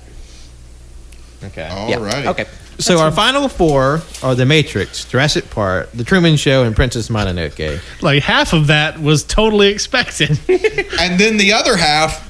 Alrighty. Fucking chaos. So going back to the northern portion of this tournament, The Matrix versus Jurassic Park. Matrix. Matrix. Oh. Wow. Canada was like, oh. I was actually going to say Jurassic Park because I feel without Jurassic Park there is no Matrix. I say That's just me. I say Jurassic Park. Yeah, I mean, you're probably. I think you're right. I just prefer The Matrix. Yeah, I mean, and just like personally, as like a trans person, like The Matrix speaks to me more than Jurassic Park. I know. I love both of these movies. Oh yeah, like they're for me, they're both like excellent, like 5 stars, And- like 4.5 yeah. 5-star movies. Wore both of the VHSs out like a mad person at my grandparents' house. My uncle had a mad stash. My uncle got me into movies. He created this monster you see before you today. And like I've said before, I'd pick a movie and just wear it out for like I'd watch it like a stupid amount of times for some reason. Jurassic Park being one of them. The Matrix obviously did it with that as well. But yeah, Jurassic Park's my vote. I mean, no shame, no shade whatsoever to The Matrix. I mean, at a certain point, one of these has to win. So like, So Pat, What is do you it a think? tie? Which is interesting because they're both rated 4.5 Wow. on my letterbox, but I know which one I lean to. It's The Matrix. All right. All right, there you go. So that movie, The Matrix, has won the northern portion Yeah. of the best 90s movie bracket, but we still have to figure out who will win in the southern division, which is The Truman Show versus Princess Mononoke. Good job, Keanu. Princess mean- Mononoke. That's my vote. I mean, I might as well abstain. You know I'm going Truman Show. What about Or I mean, our votes cancel each other out. Yeah. Because you haven't seen So- Mononoke, and they haven't seen... Yeah. So you might as well fill in for Mononoke for JoJo. With an X, yeah. What about the canon? Yeah, it really comes down to you 4. 3. 2. Because half is already technically gone. 1, 2, 3. No, Pat, Colt, can you? Because me. Because sorry. You're right. Because he hasn't seen Mononoke, or I haven't seen The Truman Show. Right. So you see, numbers are a thing that this is going with, Wenzel. So there are 4 people who haven't voted whose votes count, and that would be you 4. So your 4 votes, those are the things that I was saying. Like it comes into you 4. So there's 2 neutral bits. I will say cheeseburgers go well with fries. Bacon barbecue hamburger. Hey, brave take. Whoa, take it easy, sweetheart. Take it easy. You know my favorite part about this thing? I'm done watching these fucking movies, so I can finally watch the Batman again. Hell yeah. That's the whole thing that's been back in my mind. It's like something in the way, and it's I just 90s gotta movies. push through this so I can get to Batman. Something in my I guess I'm going. I got to. Oh man. Well, my heart's saying The Truman Show. You hate nature, and you want it all to burn to hell. That's not. Wow, it's not accurate at all. If that's what your heart says. Well, I mean, then go with your Miyazaki heart did says. cover up war crimes. So Truman Show, Truman, Mononoke. Personally, me. God damn, I can't keep a straight face. I was gonna say something off the fucking wall, but I can't keep a straight face. I was Princess Mononoke, but I was gonna say something fun. I don't know, like And it's easy for me. It's Princess Mononoke. So with 3 official votes against the 1 official vote, it's The Matrix versus Princess Mononoke for the best movie of the 1990s AYCH edition. But which one wins? Well, I'm abstaining. Princess Mononoke. That's my Shocker. vote. So what are we thinking? Because I know where I land. There was only 2 movies in the entire bracket that I gave 5 stars to. One being Beau Travail, the other being Princess Mononoke. As much as I love The Matrix, I can't deny just the artistic animation and Princess Mononoke. mine is Princess Mononoke, obviously. So, I mean, that means it wins. I mean, there's Because, I mean, I'm going Matrix, Yeah. obviously. Matrix. I'm going Matrix. Yeah. And technically, I can't vote. You can't vote, but you could say Matrix. So I mean, it'd I be a would tie, say Matrix, but yeah. but yeah, it's not fair. Yeah, it's a tie. It's like that one season of RuPaul. 2 winners. No, I mean this is the exact same situation we just had where the vote would matter, so I have to abstain. Yeah. So I guess by that reckoning, is Princess Mononoke the best movie of the 1990s? Oh, that's actually who I had winning. Really? Yeah. Fuck. Let me tell you, my whole thing got fucked up after the first round. First round, I was completely fine, got everything right. Then second round, everything fucking wrong. Yeah, because like for me, like the top couple brackets, I was spot on. That bottom bracket, no. It was like, so like, we can talk about this now? Yes. Okay, so second round, I initially had like, for some reason, I thought maybe a lot of people like Boogie Nights more than Matrix. No, Boogie Nights got fucking killed. Then it was Iron Giant versus Jurassic Park. I had Iron Giant. No, Jurassic Park. Then fucking Goodfellas against the Truman Show. I actually thought Goodfellas would win. Truman Show won. And then fucking I had Pulp Fiction against Princess Mononoke. I actually got that right. Princess Mononoke winning. But then Princess Mononoke going against Truman Show. I was like, okay, I kind of got that right because I did bump Princess Mononoke, but I thought fucking Boogie Nights would beat Iron Giant, and then it would be Boogie Nights winning over Princess Mononoke. But no, none of this happened. So fuck. So how many did you get correct? I would fucking say, I guess, entire first round, and then second round 1, and then I guess final round nothing. So yeah. So number sorry, I should say, I guess 10. 10 right. 10 right. All right, Joe, with your brackets, how did you fare? How many did you get correct? So I got 1, 2, because I basically got the entire top right. So Matrix basically Matrix doing a clean sweep, and then I got Goodfellas right, and the Truman Show right. But I did not get Tombstone. I said I thought Tombstone was going to go not 10. I've got 11 placements right, but the thing is, I said for like the first thing that Scream and Boogie Nights would win, they'd fight, but I said Boogie Nights would move on, which it did, didn't it? Or what moved on? It was Matrix against Boogie Nights, and then Matrix won that. Oh shit, yeah. So I got 10 right. Cannon? Well, going here by my official predictions, not what I thought was going to go.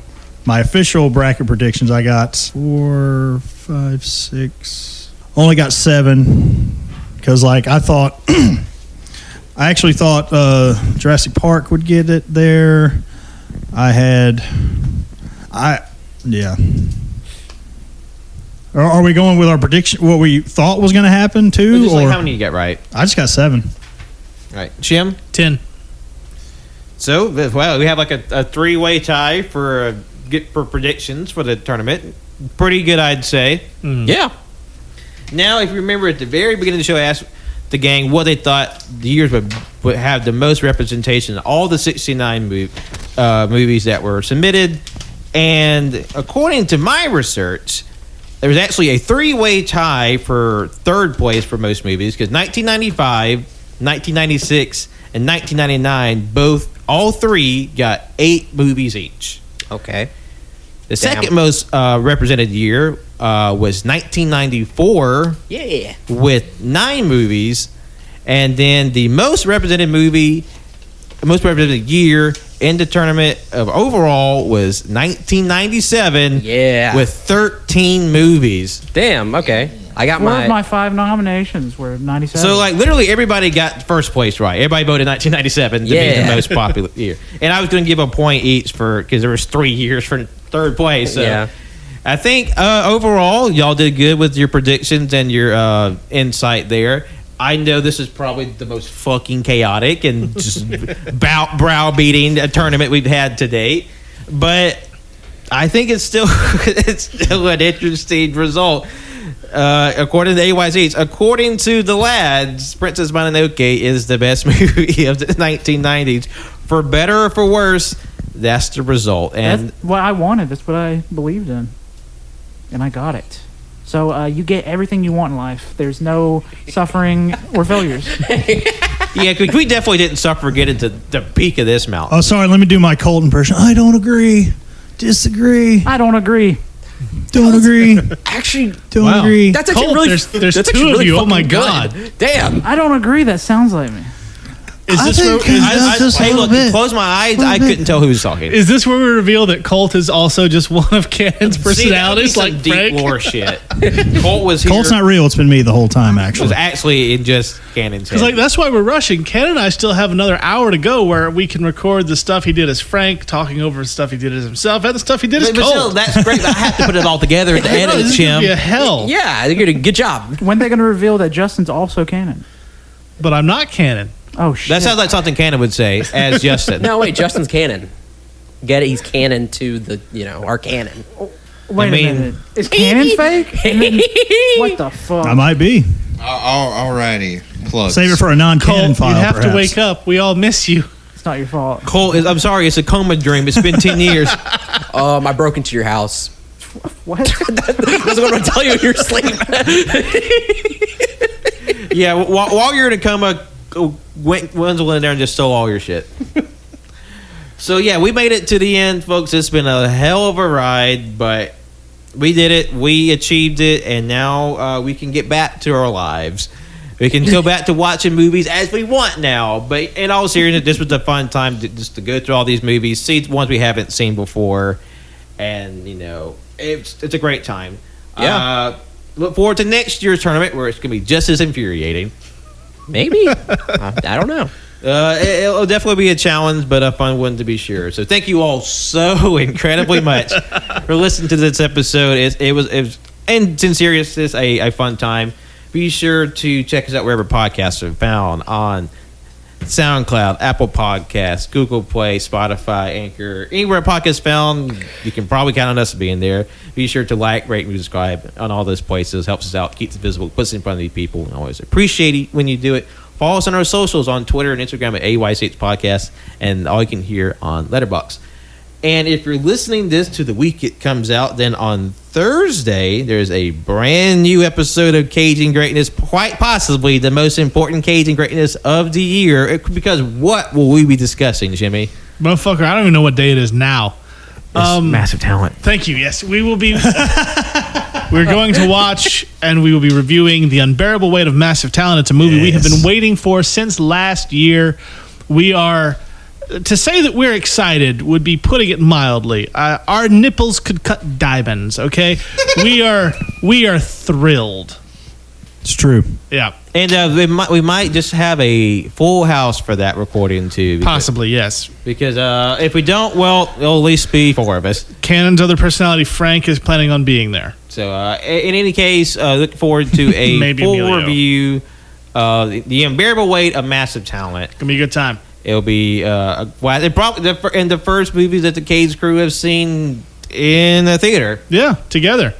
Yeah. I'm excited. It's exciting. Yes. Excited. Exciting? Very excited. I'm excited. Hey, it is really exciting, but it's also 15 minutes to midnight.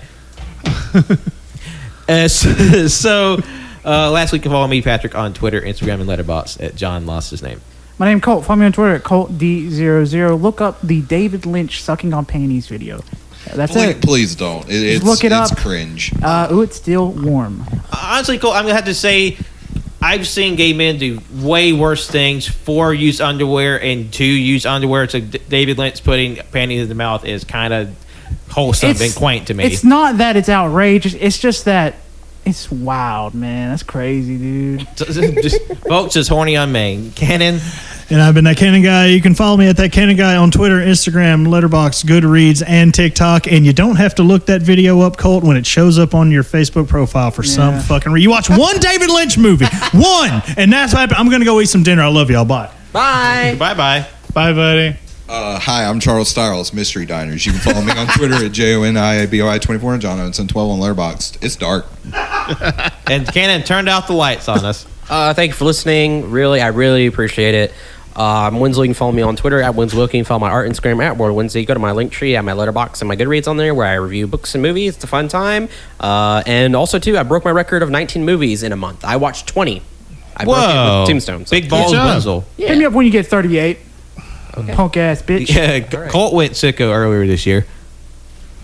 Yeah, Captain Shimmy, you go find the Cajun Greatness link tree. All my shit's on there. I'm going home. Yeah, so thank you all for listening. Come back next week. We're like, holy shit, it's our 5th anniversary episode. Yeah. Hey. Stay tuned. Mwah. Bye.